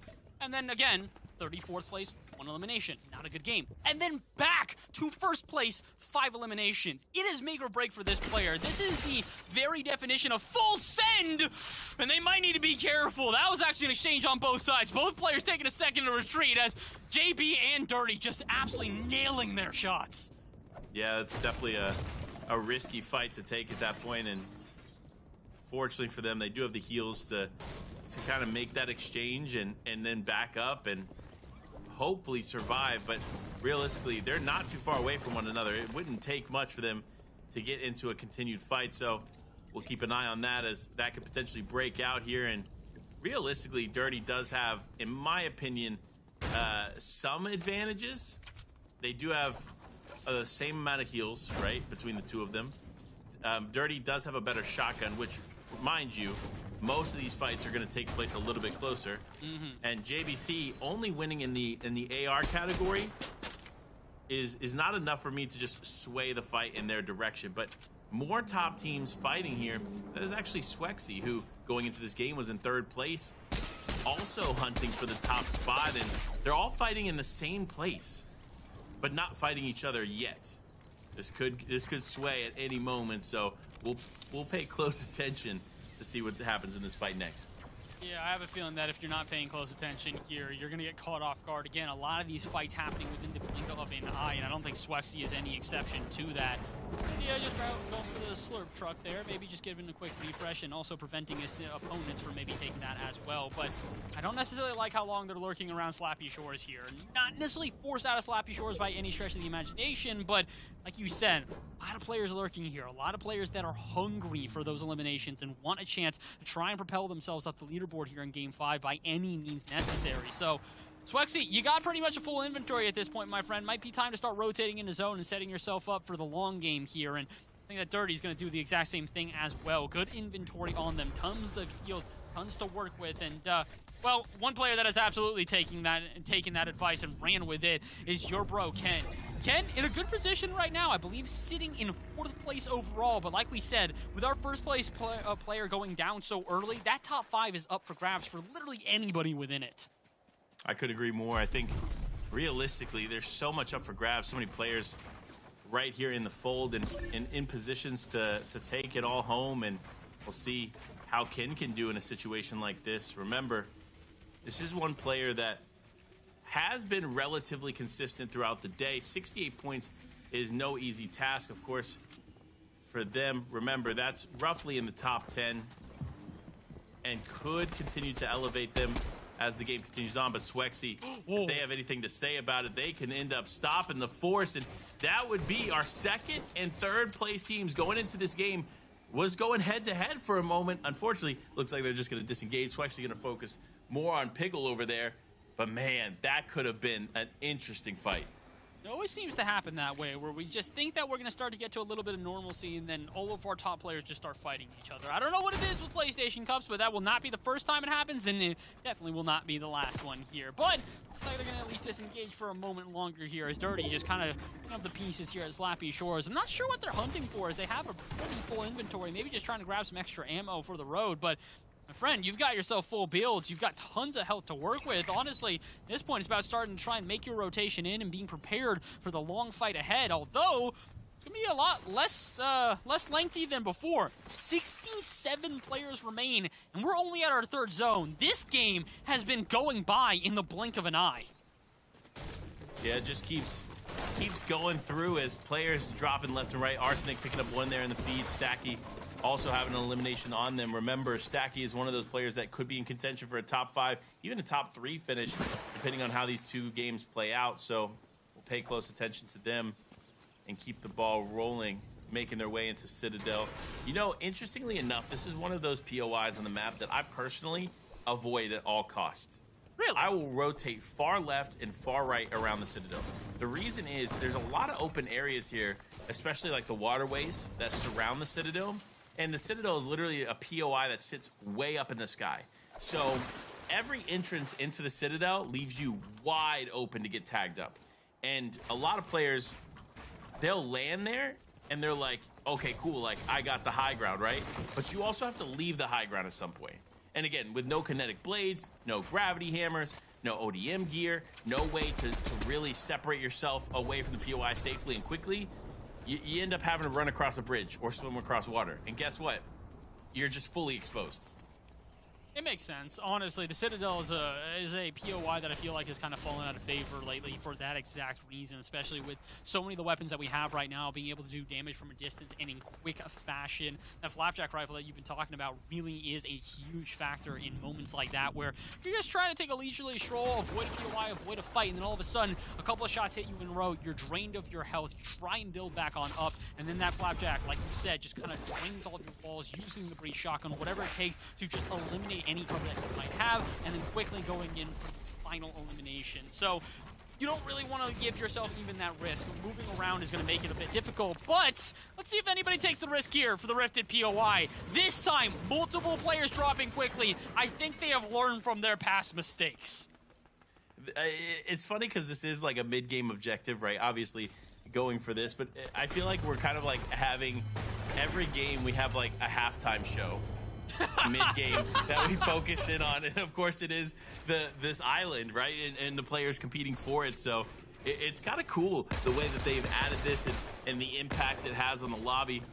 We'll have to wait and see, because this is again one of the first few events that have used mid-match objectives as a way to get points and separate yourself in the lobby. So we'll see how it continues on throughout the competitive year. But for players like Vanti, they're up there, but they're more interested in that vault, because remember, that vault still provides you with 3 points. While it isn't the full 15, you're still up there and you're going for something that other players aren't necessarily as focused on. Now though, once you get that vault, now you can make your play over here to amplify and potentially try to take the fight, or at least cause some havoc for them. Because if you're thinking about the long game, right, you're going up to the top of the house and you're just raining down pressure from above. That's the focus. And I think a lot of these teams, again, with it being such a new feature, aren't necessarily thinking about that, but it will be the case. Just watch as the games continue on. And there it is, Vonti actually getting closer into the fold. Remember, these swarms not only can damage you, but can damage your builds, and that's what you're seeing happening right now as they hold on for a little bit longer. But another player building up to the heavens just to take some shots onto Amplify, and they need to be careful. Again, if you're too far up, you don't count towards the capture point. So keep that in mind too as you fight for it. But there it is. Some of the natives of the capture point all back in full effect. Side is one of them. CZ is one of them. Amplify, one of them. So these players have consistently fought for this, and wow, this is actually the most contestation we've seen on the island thus far. Yeah, this is absolutely congested all around here. And like you said, Side a usual face here to the Rifted POI, but the issue for them is that it hasn't exactly worked out in their favor in times past. They've actually been forced off of the Rifted POI and then kind of just had to rotate around, and that poor rotation actually ended up doing them in. So a lot of players here kind of second-guessing themselves when it comes to taking this on, because if you've got 5 to 10 players all fighting for this Rifted POI, the odds of you getting it are less and less likely the more and more players that arrive. So at a certain point, if you're a player like Side, maybe just lurk the edges. Yeah, 15 points is great, but the odds of getting 15 points are rather unlikely. It's a little bit more likely, maybe gaining 6 or 8 points if you can get 3 or 4 eliminations due to just taking the stragglers that are lurking on the outside. So Side trying to go for more of that approach, not necessarily trying to go heads on into taking the POI, but grabbing some eliminations here or there, getting some of the loot, and then just doing enough to give themselves some points to their advantage. Because again, Side doesn't need that big boost in comparison to somebody like Amplify. Amplify sitting at 34 points, they get that 15-point boost. That's huge for them. Side currently sitting in 6th place overall at 56 points, maybe a little bit more now that they're in this game. Doesn't need the 15. They just need to have a good amount of points and continue to climb the leaderboard. So a lot of different strategies being implemented right now, as it looks like everybody is fighting for this Rifted POI. And I do wonder, as soon as the storm starts to close, if we maybe see a couple of players actually have to dip off and kind of just abandon the POI altogether. Yeah, that's what we're going to see now is the ones that they don't have the heals to maintain this are going to have to leave. Amplify, though, remember the inventory. 4 floppers and 2 slurp juices. Like, this is literally what you need to win this game or win this spot. So these other players, while they'll continue to try and play for it for a little bit, they might try to force a fight here. And I think that's what Ledez is going to try and do here. They're going to quickly realize they don't have what it takes to survive, at least not more than what Amplify has, because Amplify truly has everything you could possibly need to survive for a few zones and more. Yeah, I don't think Amplify's backing off of this one anytime soon here, and honestly, they're playing this right as well, acting as if they have no heals, not even giving the sound indicator that they are trying to heal back on up to any of the other opponents, and you can hear it. It's just resetting over and over again as Ledez just steps out, steps back in, steps out, steps back in. And so they know that Amplify is still around, and I think they're intentionally doing this to try and figure out if Amplify is sticking by this POI. And unfortunately, Ledez, I don't think you're going to be able to win this one out. Like you said, Amplify stacked up, prepared for this exact moment. And we were wondering when we were looking at EU if players were going to start to strategize winning this POI. We're not even a full second event in, and already we are seeing the strategies in full force. I couldn't agree more, and great observation there. But Ledez now fully going to have to disengage. That means Amplify is going to be able to pick this one up yet again. But remember, we saw Amplify do this moments ago where they won the spot, but sadly, they ended up losing moments later. And so the 15 points almost went for naught. And so Amplify continually has the strat to win this, but needs to figure out a better way to rotate away, because in the last game we saw them win this spot, they were immediately eliminated on rotations away. Yeah, you really have to make sure that when you're rotating off this POI, you're doing so carefully. Honestly, the launch pads that all encompass around the edges of it seem like a good idea in retrospect, but they aren't. The reality is that puts a huge target on your back because you're flying through the skies and you're already flying behind the storm. So players are already looking towards the edge of the storm to make sure that they can get some tags here or there, especially with the storm surge being such a prominent factor throughout the day. So, let's see what you got. There's no way they get lucky and they just avoid all the fights, don't they? There's no chance, right? They get to the ground completely unscathed. Panda, this is miraculous for Amplify. It's decent for now, but remember, look at the builds. 78 builds, not a lot to work with. That's why you see them immediately dive towards the brick, because they need the refresh. So they're going to do what they can here to get back into it. Gathering intel, though, is going to be vital for them as well.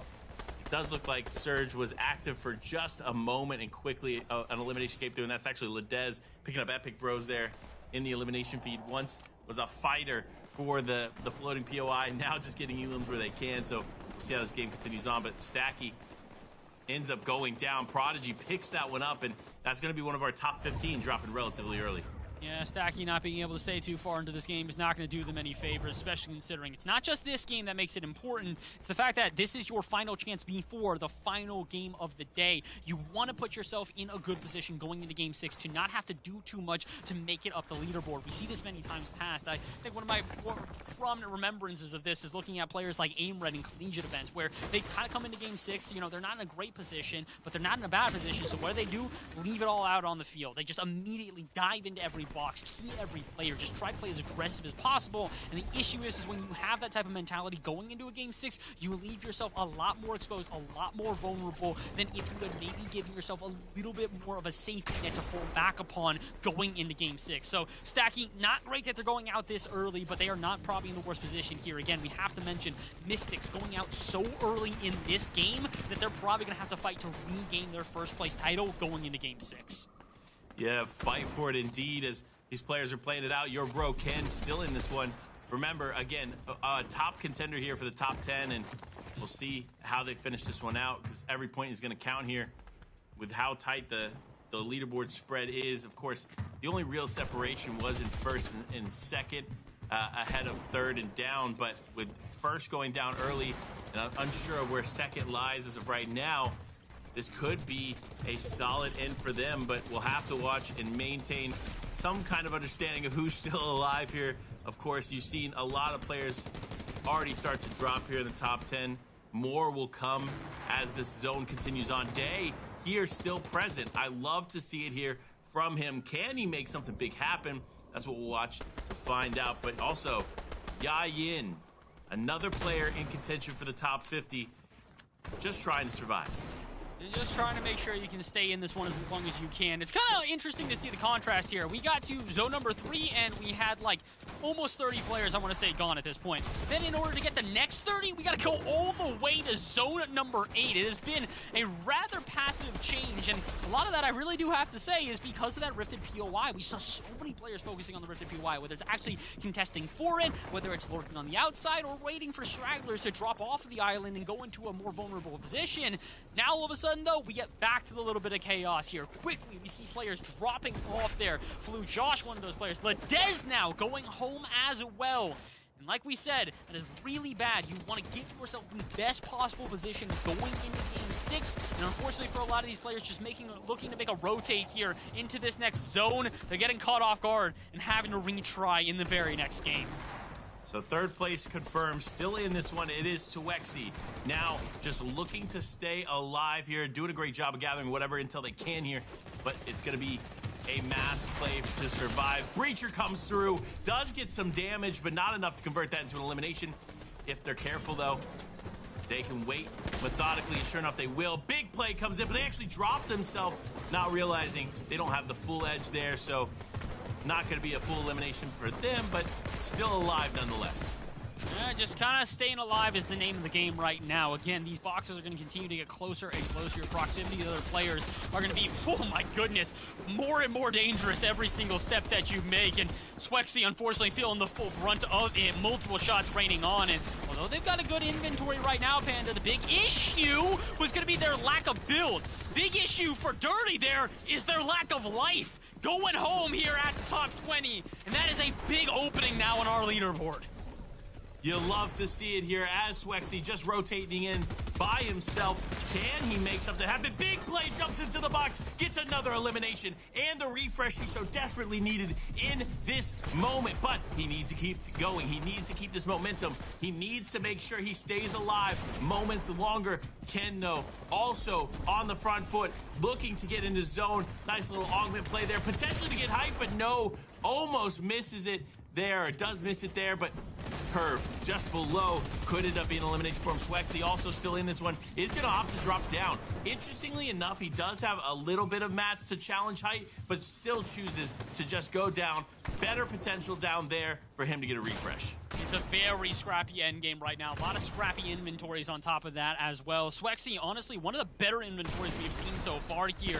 Tons of ammo to work with. At least 2 heal items on them. Small pots there and also the med mist. The issue is they're starting to run out of builds, and it looks like they want to contest for the high ground here. So if you want to contest for the high ground like this, you got to make sure you use every build to your advantage, and very quickly running out of them. Swexy, I'm not sure what the plan is here, my friend. You're not going to be able to stay here, and with over 2 zones to go, Panda, this is looking very precarious. I'm not sure how Swexy backs themselves out of this position. Yeah, this one's going to be tough. And of course, it actually goes in their favor. The zone is pulling back across the builds. They just committed, saving Swexy here in this moment. The luckiest I've ever seen as far as zones go. He will be able to hold on at least for a little bit longer. But if anybody looks up in his direction and shoots, he is going to be out. Oh, 100%. If anybody decides to break one of these singular builds behind him, he's going to just be done and dusted. But nobody does it. Matter of fact, Swexy even breaking the cover around him so he can get a better angle. This is a winner's mentality I have never seen before, but Swexy's job is not done. And the big issue is, remember how we said Day was on his upswing? Yeah, he's on the uppest of swings right now. Top 5 placements, still getting eliminations. Be careful, you still got some ringers lurking below you. Another big one, of course, is Amplify. We talked about how you can't waste the 15 points from the Rifted POI, and he's not planning to waste it. Staying alive here to the final moments. He does have the shotgun in hand. He's ready to go. He actually could edit this player down, and he does. A nice elimination there, and that's going to be Rapid Boy out here as Swexy dropping down. Could even convert this elimination, and he does. He finishes it with 3 eliminations and the victory royale. A beautiful execution there for Swexy.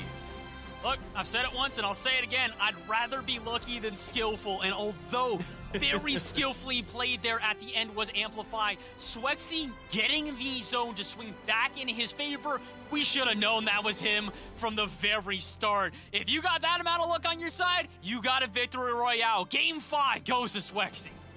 Huge game for them too. And honestly, that's the progression we want to see from Swexy. Top 3 player, top 5 player for most of it, but top 3 player obviously going into game number 5, and now finishing strong there with that. And that should be a clear bump into first place. Could be close, but in my opinion, that is probably a first place worthy finish. So we'll have to wait and see how the leaderboard pans out. But Amplify, man, oh man, did you prove me wrong. I said, look, the last time you got the Rifted POI, you kind of wasted it. This time, didn't waste it at all. Beautiful finish, second place, multiple eliminations. Good on them to do what they could there in the final moments, but Swexy was just too good.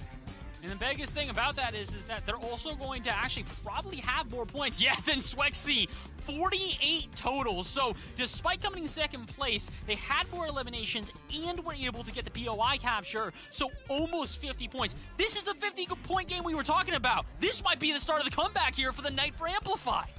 I think it is. And realistically, again, 48 points, remember, is a lot when you think about who was at the top of the leaderboard, right? Because realistically, I think the top of the leaderboard was like 90-something points, 95 or 87. 48 points easily is half of the points of what the top 2 players had going into that game. So big plays there from Amplify, but we keep it moving as so many teams are playing. Stacky, unfortunately, going down there a little earlier than anticipated. Of course, we also got to say, Byla, my man, what is happening?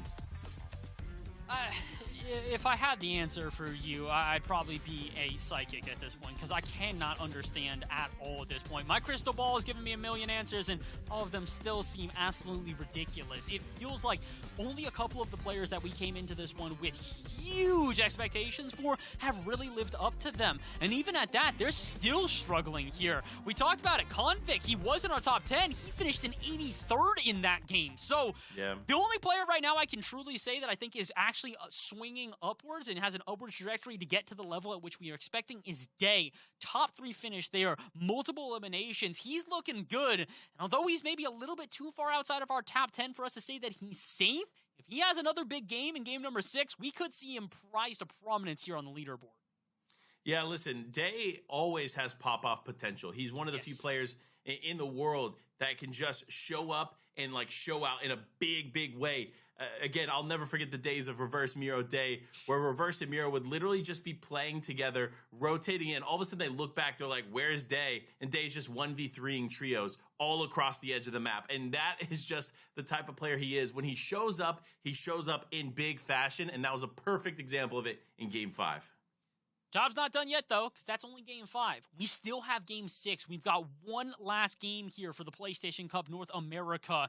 And unfortunately for these players, it really does all come down to this. Sometimes you got a player that's just kind of ran away with it, and, you know, they can sit back, rest on their laurels a little bit, and just let this one go.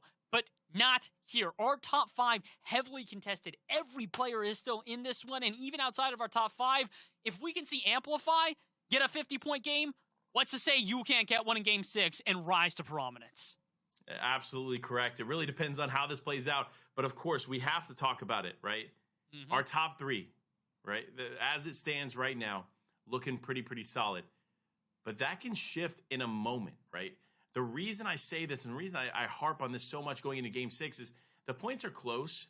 Don't get me wrong. They're not, like, super close, but they're close enough to be a problem. If they go down, similar to what we saw in Game 5 with first place going down almost immediately at the start of the game, here in Game 6, 4th through 10th can clear first place with the Rifted POI, with the vault opening, and with a win with multiple eliminations. So there's a lot of points up for grabs here going into the final game. It's just a matter of which player is willing to come in and take it. You gotta play it. Risk it for the biscuit, because if you do not, unfortunately, I don't know if you're necessarily walking away a PlayStation Cup champion. Again, we've talked about it. Better safe than sorry has been the strategy the entirety of the night. But if you are one of those players who has been playing safe and it is just not enough to overtake your opponents, you got to switch it up just a little bit. Just do something a tad bit different, and it might be able to give you the advantage, because you need to take any and all advantages you can find here going into Game 6. It is our final game of the day. We went through 6 games in EU with a heartbreaking end. Who's to say we don't get another heartbreaking end here in NA? Yeah, it's going to be close. We literally saw it, the beginning of the end right there in game number 6 in EU. Right off the rip, 99th place, first place went down, and of course ended up finishing in 2nd. So it can happen. A lot can happen here in this last game that we can't anticipate.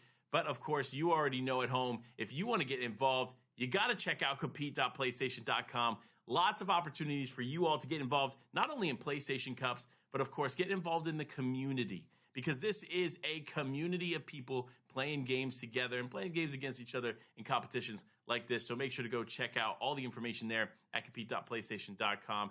Now, here's the deal. I think it's time. PlayStation, thank you for bringing us beautiful gameplay, but it is Game 6. And it is time to crown the Fortnite PlayStation Cup champion following this game here in NA. Who will it be? Well, let's find out as this game gets started. Game number 6, where all the anticipation will finally be answered.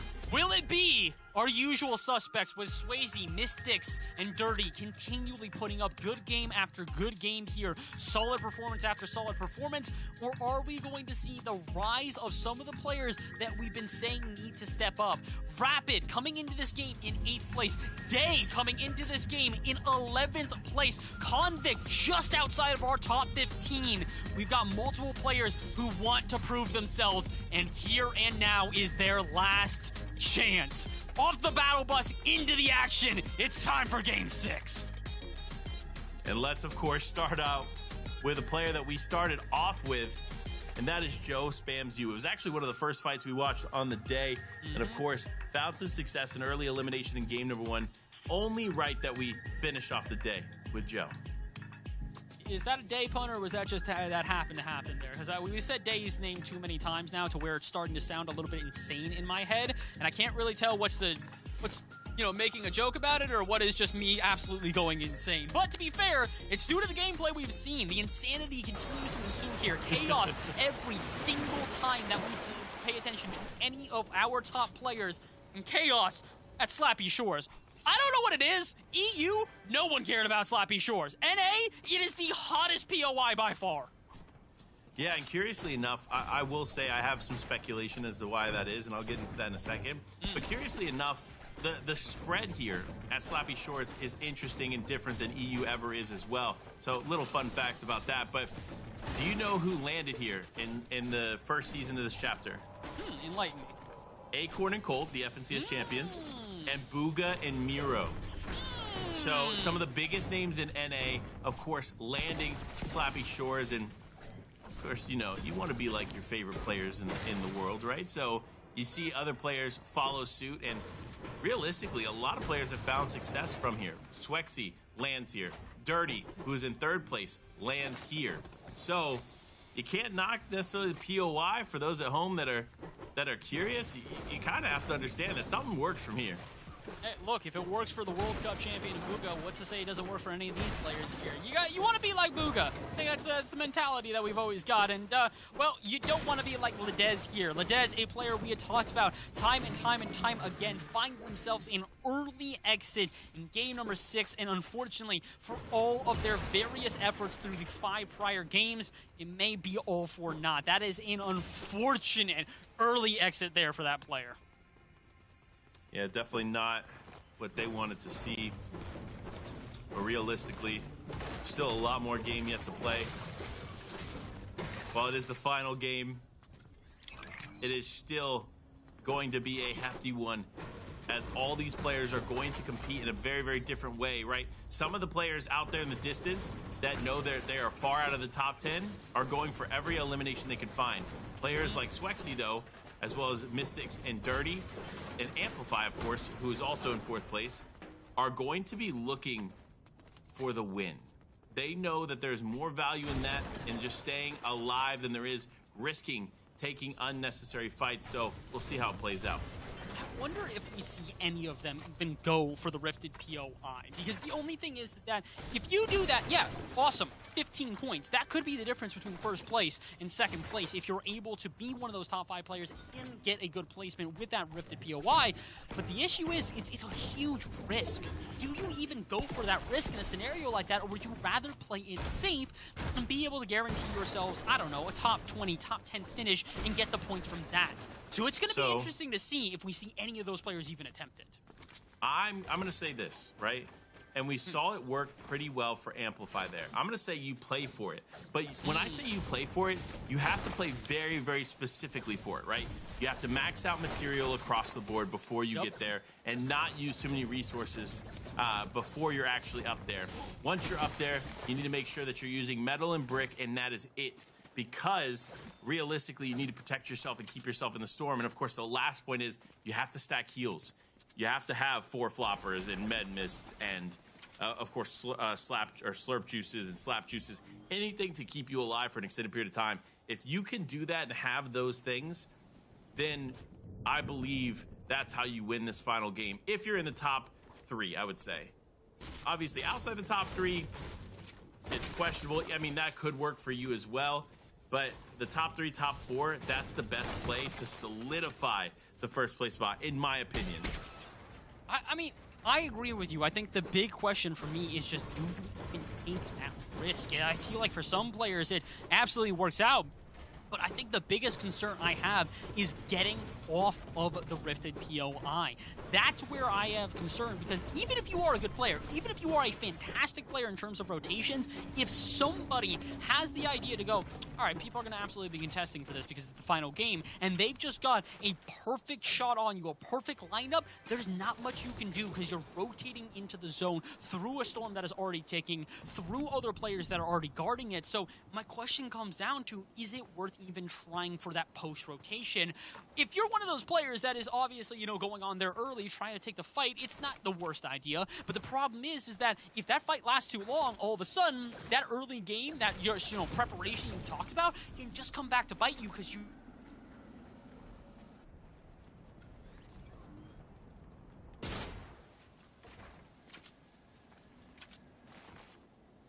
Here it goes, though.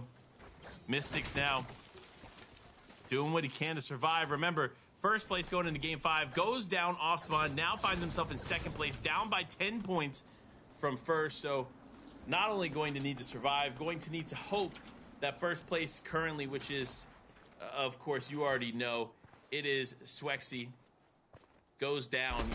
Realistically, it's going to be tough to find how this game could play out for any of these teams. Of course, Dirty in contention too, third place right now, 92 points going into this one. Of course, 92 points still on the board as the game is just really getting started. We'll see if he can make something happen here, though, as so many teams landing.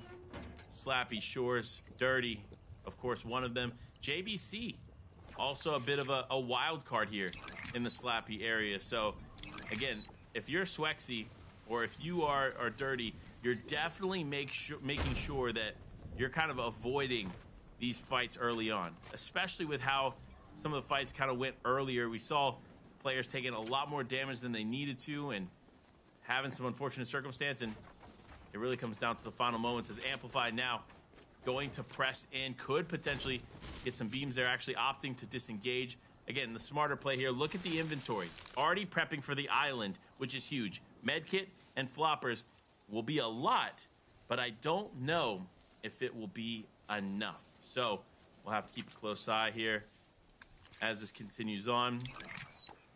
Now we look ahead. Amplify hitting the augments here. So many new augments in the new season too. Not necessarily seen in full effect quite yet. Lots of shotgun augments though, which I'm loving that this season. But lots of new augments. Hopefully we get to see more in tune with the competitive scene by the time the next PlayStation Cup makes its way around. Nevertheless, though, Swexy staying here, trying to do what he can. Hitting all of the slurp trucks, not allowing for anybody else to get there. I love that play.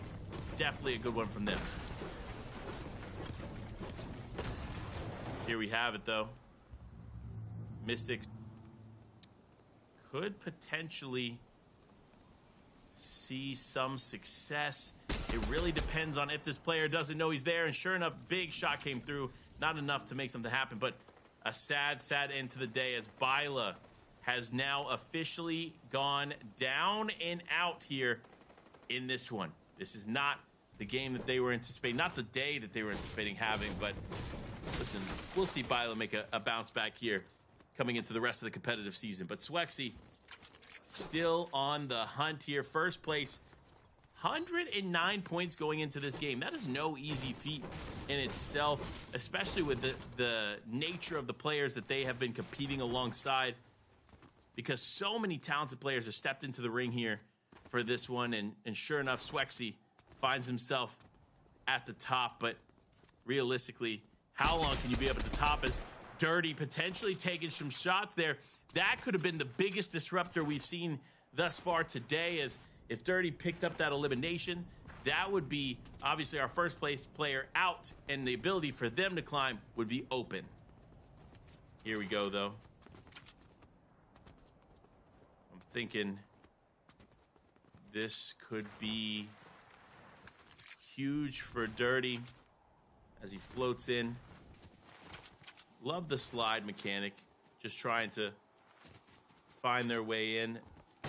Though Amplify realistically is, again, more focused on the island and focused on trying to play the mid game right.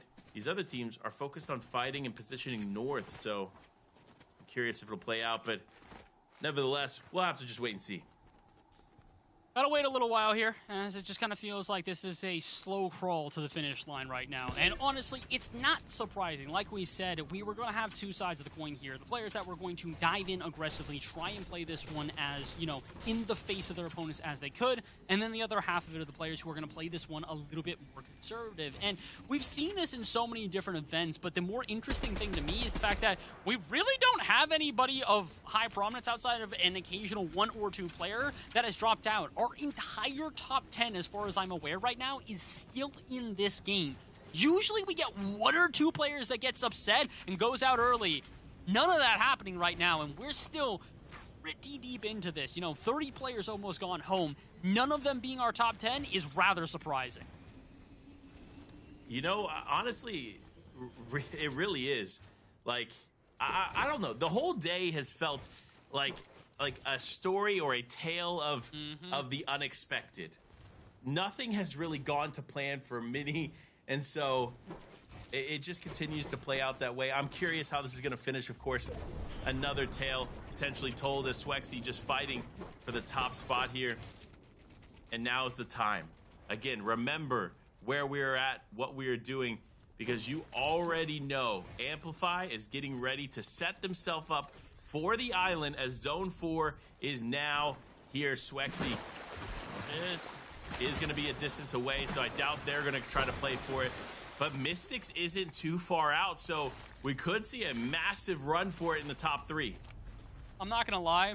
I don't want it to happen. I will preface this. But it would probably be the funniest thing ever if we talk about all of this with the island, hype it up, and then somebody random drops on it immediately and caps within like 5 seconds. It would be awful, but I'd also love it because it feels so apt because we've already seen that happen once tonight. Oh my gosh, and it's on one! We barely talked about him, and he's the first one on the island already capping it. You love to see it, and he actually might be able to get this pretty unscathed. You see Saucy is actually going to opt to go for the vault first. Curve has not necessarily gone up yet. No way! There's no way. Remember, it takes 45 seconds to cap the point, and now being challenged, it is going to be Prodigy. We saw Prodigy fight for this not too long ago as well, and of course On1 is actually set up with a nice loadout, could potentially survive this. Just depends on how effectively they play. Of course, On1 just an absolute unit when it comes to pro play. One of the best we've seen in the NA scene. Great to see them still thriving, but of course, as I say, thriving immediately takes a ton of damage. Now having to play on the back foot and just basically hold on for dear life. Other players now getting involved. This has actually created enough separation for them that he could heal up, but no. Prodigy says, I'm not going to let it happen. I'm wall to wall with you. You're not just going to be able to heal up for free, as now immediately building out. Running low on material is On1. Can he hold on here in this fight? And he doesn't. He is down. That means it's going to reset. Not only is it going to reset, but it's also most likely going to go to somebody that we weren't expecting. We were wondering, was anybody from our top 10, heck, our top 5, going to try and contest this? The answer looks to be no. Most of the players going after this drifted POI right now are people doing it as sort of a Hail Mary, just sort of tossing it downfield, hoping there's a catch that can propel them up in the leaderboard. Because again, 15 points is half of a VR. You take this and the Victory Royale and a couple eliminations, that is going to throw you so far up the leaderboard, it would be astronomical. So, understandable why these are the players fighting. Also understandable why we are not seeing as many prevalent names fighting for this either. It makes sense. Again, we wondered, was it worth the risk? It seems like to the players, it very much is not. Probably the right play for sure. Nevertheless, though, Prodigy could walk away with this if Joe or any of these other players just opt to back away. Prodigy does have, of course, the 2 slurp juices. However, that's not a lot to work with, to be fair. It is enough to keep them healthy for a bit, but realistically, depending on how far the zone pulls away, could cause some problems there. That's not enough heals to do too much here, depending on the storm, of course. Now, though, Joe causing some problems as the vault opens there in the near distance. You love that 3 points going to that player, but it really comes down to the 15 points. And who that's going to go to is so many players fighting for this one. Now, if they slip outside the line as this fight ensues, it could allow Prodigy to slip in and take it, but we'll have to wait and see. You heard the noise. That means somebody went in and out at least once, twice, as that fight continues on, and Prodigy's just hoping that somebody slips either A, into their shot, or B, slips out of the zone so they can ultimately walk away with this one. They're so close at this point, honestly. Prodigy, I'd say you deserve it, and you think so as well. You take a quick elimination on Joe Spams You, but the only reason you got that is because somebody else apparently started to try and intrude on the fight from behind. But I want to take a second to not actually focus on the fight at hand, but notice the map in the bottom right. Look how many players are just sort of circled around the island, waiting for a fight, looking to see if they can get eliminations from a distance. Speaking of a distance, Swexy, you got a distance to go before you get into the zone, and players in front of you. This is currently one of our top players in this entire event. If I'm not mistaken, I think that they're actually in first overall. So Swexy goes down here before we hit top 60. This could cause huge ripples throughout the entire leaderboard. I don't think the rest of the lobby is going to get that lucky, though. Despite their everlasting wants, I think Swexy should be geared up enough to at least get into the zone and survive for a bit longer. I will agree. They have the loadout to survive, but it's just a matter of circumstance because there are a lot of players there on the edge that they're rotating in. So realistically, they can end up getting picked up. But we'll focus now on Mystic, who is in second place going into this. Only about 10 points behind first. Could make a run for it. Really depends on how this finishes out, though. So many players still close, still in it. Keeping what would be the dream of first place alive, and so we continue to sit this one out as Amplify has kind of gone dark, to be honest. Haven't seen too much from Amplify, haven't seen too much from, of course, Arsenic, who finds himself in the top 10 going into this one, and Day in 11th going into this one as well. So keep a close eye on these teams as they stay in. And of course, we call for Amplify, and there he is. He's been sitting in the storm, opting to go for a bit of a storm play. I like it, but I don't like the rift play here. The reason I say that is because it is going to be them rifting straight into the island. I knew it was going to happen. Oh, no. Amplify could potentially be going for the double rift. No, actually opts to just go. Nope, there it is. The double rift has come through, but doesn't opt to go back for the island. Fair play, but I don't know. It has been captured, so obviously, in Amplify's eyes, it's probably not worth going for it at that point. So, smart play on their part, but will they be able to just stay in it? That's the question. This is a very risky play out of Amplify. Although, to be fair, I will say, Amplify not getting any eliminations so far or not popping up in the feed at all is kind of per usual for this player. I went back, checked their stats, because I was like, yeah, I don't really think them to be a fragger. No, they're about as opposite of that as possible. Through 6 games, going into the 6th one, they now only have 6 total eliminations. They are on track to average a single elim per game. So they're very much not focusing on getting those big elimination plays, not focusing on getting in the face of other players, but outlasting. And again, it's also, we have to point out how incredibly valuable that Rifted POI is, because Amplify's placements overall have been kind of up and down. A 55th place, a 71st, a 57th, and then 2 good placements with 11th and 2nd. So it goes to show you that 15 points they earned off of that Rifted POI really has put them in a much better position here at the end of this event than they would have normally. So again, I feel like if you're going to take away anything from this PlayStation Cup, recognize how much this Rifted POI is about to shake up the competitive scene.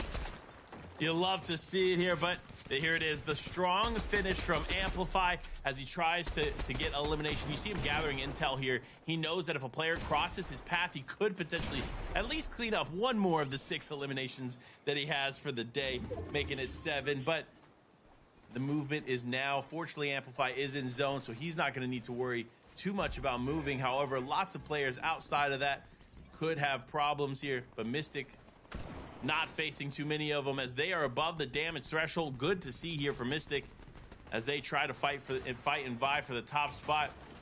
Curious though, Swexy hasn't gone down in the feed as of yet, from what I've seen. So should still be in this one. And there it is, a close fight to the finish. Swexy, 111 points versus, of course, a Mystic who has 101 points. Just a 10-point difference there from the top. If one player goes down even just a minute earlier, it will be all over for them. This really has been such an intense battle here from our top 10. We just got our first player in the top 10 getting eliminated here, and that was FaZe in 9th place. Goes down, and unfortunately, is probably not even going to be able to hold on to their top 10 as a result. Outside of that, the closest that we've gotten was Nick in 12th place, and then Convict, who I believe was in 16th. So only 3 players from our top 15, actually Side, excuse me, as well, also joining them. Everybody else still around and still fighting for this final game. You can tell these players want it. They know that if they're gonna get the PlayStation Cup champion, they need to do everything perfectly. Don't overextend. Don't underplay. If you get a chance at elimination, take it. But if it is too risky, back off and play for another day. Because with 43 players around and our 8th zone just about to pop, Panda, it's chaos time. It's time here, folks, as we get into the final moments here of the final game of the day. Will NA step up in a big way? Will we see the top 3 secure? Well, it's time. Dirty now. Rotating forward. He is going to go ahead and get up on this hill. Does find another player in the box with him, but immediately ends up getting out. Nice play there with the Breacher shotgun. Exactly what they needed to do in that moment, but no. Oh, I thought it was immediately diving into that box, and that could have been crazy, but no, it is. Wait, this is huge here. This could be our top teams competing here for this opportunity. Dirty, though, actually just going to opt to separate. Wow, this is not what I was anticipating in that moment. Of course, they don't know the impact of what that fight could have done, but we do here in the desk. That could have been huge. The missed shots there at a Dirty. He may not know it, but if he looks back on this VOD, it's going to haunt him for a while. And I will say, it's also probably going to be a haunting memory here for Day. Another one of our top players. We said he was on a surge. We said that he was turning up the heat in every one of these games. Unfortunately, the heat in the kitchen was too much for him to take out there before our top 30, and that eliminates any chance of him for that comeback play to enter into the top 10, as he was just outside of it in 11th place going into this one. So, heartbreaking end there for Day, but hey, to all the Day fans out there, know that your boy gave it his best, and on top of gave it his best, had a heck of a turnaround. He did not start off the day well, but ended it in style. So, not able to find himself the #1 place here in the PlayStation Cup, but we're still trying to figure out who exactly is taking that home anyways. 29 players to go, and feels like at any second, we might see another big name pop up in the feed. Yeah, we're going to be paying close attention, of course. Swexy, one of them. We need to be careful here as he keeps going on. We say that we know he's in the top spot. We know that he's aggressive, but does he know that he needs to slow down? He only has 12 builds left, less now in this moment. So with only limited resources to use, can he continue to survive, especially with Amplify and Dirty both on its heels? Mystic also still in this one, just trying to make something happen. I feel like all of these guys are just looking for a little bit of an opening right now, and nobody being able to find it. Again, our top 5 still all in this one. Battling out. Wait a minute. I think I saw Arsenic go down there. Arsenic in 8th place, so it's starting to get a little bit closer. More players from our top 10 starting to drop. The question is who's going to remain? No! It won't be Swexy out in 20th.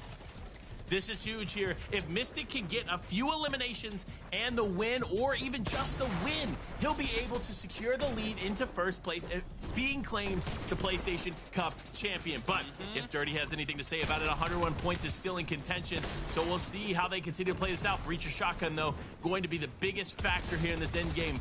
I said yesterday in an event that the Breacher shotgun doesn't have a place in builds. Boy, was I wrong. This thing has been probably the most impactful shotgun here on the day, and I can't wait to see how it plays out with it. Now, I gotta say, you were also correct on the Flapjack becoming a big factor. It's between that and the pistol right now. People are running the Breacher, running the Flapjack, and just doing a good job at breaking down walls and immediately firing upon afterwards to see if they can get a couple stragglers. One of them is Mystics going down. Our top 2 down and out, meaning the entire play is open for Amplify and Dirty. And this is going to be close. I don't know what Mystic's ended with, but it's not going to be enough there for Amplify. Amplify is out out of this one, and that's not going to be enough points to take it. But Dirty is right there. He is just a few points away from claiming the top spot and becoming the PlayStation champion, and that could be enough. We'll see, though, the game continuing on. Top 3 situation here for Dirty. He needs to stay alive. He needs an elimination. He needs something. I believe it's only 1, maybe 2 points away from claiming it. And then it all comes down to this. The drop could have been premature. He needs to be careful. He doesn't have much heals to work with. All it takes is 1 shot, and he could be out of this one, and he is. I don't know if it was enough, Bass. I have no idea the outcome at this point here. The leaderboard literally neck and neck to the very end. But before we check in on that, let's see who wins the final game. Vinyl versus Evil. You brought up Evil at the beginning of the day. It is only fitting he is here for the very end. But can he cap it off with a victory royale of his own? The answer is no. Vinyl utilizes the high ground, dives on in, and takes the victory royale in game number 6. Man, what a finish there for Vinyl, of course. Everybody showing up in spectacular fashion in the final moments, of course. That is our 6 games of the PlayStation Cup in a finals. The champion yet to be crowned. It came down to the wire here, folks. It's going to be tough to see who ends up walking away with it. But what a beautiful game to finish the day here, Bass. It is honestly not surprising to me why some of these players ended up here in the finals today. 100%. So many of these players are solos merchants. You can really tell they study this mode. They know how to play it. They are taking every risk, oh so calculated, and took us through a roller coaster of a ride for the end here. I gotta say, we watched 12 games today. We watched 6 in EU, 6 in NA. That is, by far, the best game we have seen all day, and it ends with Vinyl being our last and final winner. Game 1 to JB, Game 2 to Dirty, Game 3 to Mystics, Game 4 to Dirty again, our only repeat winner through EU or NA. Game 5 to Swexy, and finishing it off with Game 6 on Vinyl. What a performance out of all of those players. For real. And our top 3 all won games here, but what it comes down to is this. Who will walk away the PlayStation Cup champion for NA? Blur Antics right there in 61st. Not the games I was anticipating from them. Of course, on one as well. Find themselves in 75th. Not necessarily catching their groove. Bila, another one. Top 50 performance, but still not the performance we expected from them. And of course, here it is. We get into the 20th. To the 40th, 21st to 40th, and AOXE climbing in there, double region player. Love to see it. Convict falling out of the top 20 into 23rd. But I think it's time, Bass. Your Fortnite PlayStation Cup NA champion for the standard BR mode today is none other than... And you hear the drum roll. Can we see it? Dirty did enough. Sure enough, just climbing over Swexy to be your PlayStation Cup champion for the day. Congratulations, man. But Swexy, Mystic, Amplify, you guys had a beautiful finish in that game. Fantastic play all around from our top 10. We continue to harp upon it, but it was so close to the very bitter end there. So many of our top 10 players surviving into the ladder circles in that game, the ladder zones, and just outlasting their opponents. But more credit has to be given to Dirty there. Not only did they take first place, they did so while going into that game in third. We made the battle out to be Swexy versus Mystics, and it was Dirty who, well, did us dirty and proved us wrong. They take first place and are your PlayStation Cup champions for North America.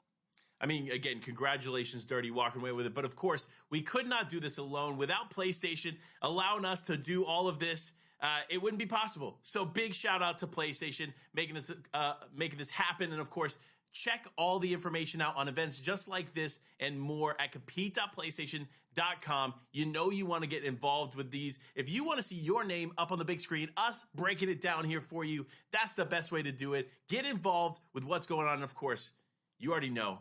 Join the community Discord. That's where you'll find us, communicate with us and amazing players from all across different regions. Joining the PlayStation Tournament Community Discord obviously allows you to find regular updates on these esports events, articles, videos, and meet with others to improve your game. use the QR code on the screen or the link to get involved. And this isn't it for PlayStation. You saw right there, it said there is multiple things going on here. So let's cover it as we break down the schedule. You already see Dragon Ball Z Fighter Fight Nights here coming up. You got to get involved with those. Those are always super fun to watch. But the big ones I want to talk about here, Bass.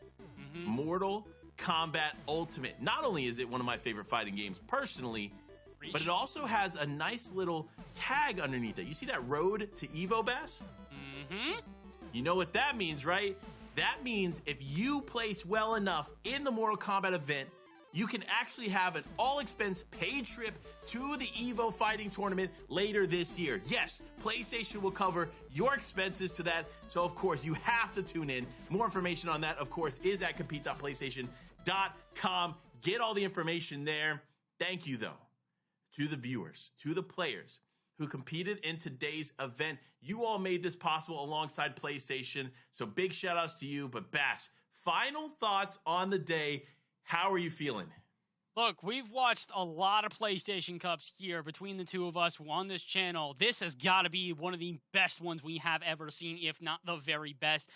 Nail-biting end in EU, nail-biting end in NA, and on top of that, I gotta say, NA, you did not hesitate. You pulled out all the stops for our final games there. Truly one of the most climactic endings I've ever seen, on top of some of the best gameplay the PlayStation Cup has been able to provide. And honestly, on top of that, gotta love how it's mostly unnamed players. It's players that are known, but it's not the big dogs just coming in and sweeping up the prize pool like it was when Queasy took home first place. No, no, no. It is the underdog showing that they have got more bite than bark here today. So huge shout out to all of our competitors. Yes, again, congratulations, of course, to our top 5, to the big winners of the day. And of course, thank you so much for everybody competing and playing along with us. And that is going to be it for us here at the Fortnite PlayStation Cup for both EU Zero Build and NA Standard BR. You'll love to see it. Thank you all. And until next time, we'll see you on the Battle Bus.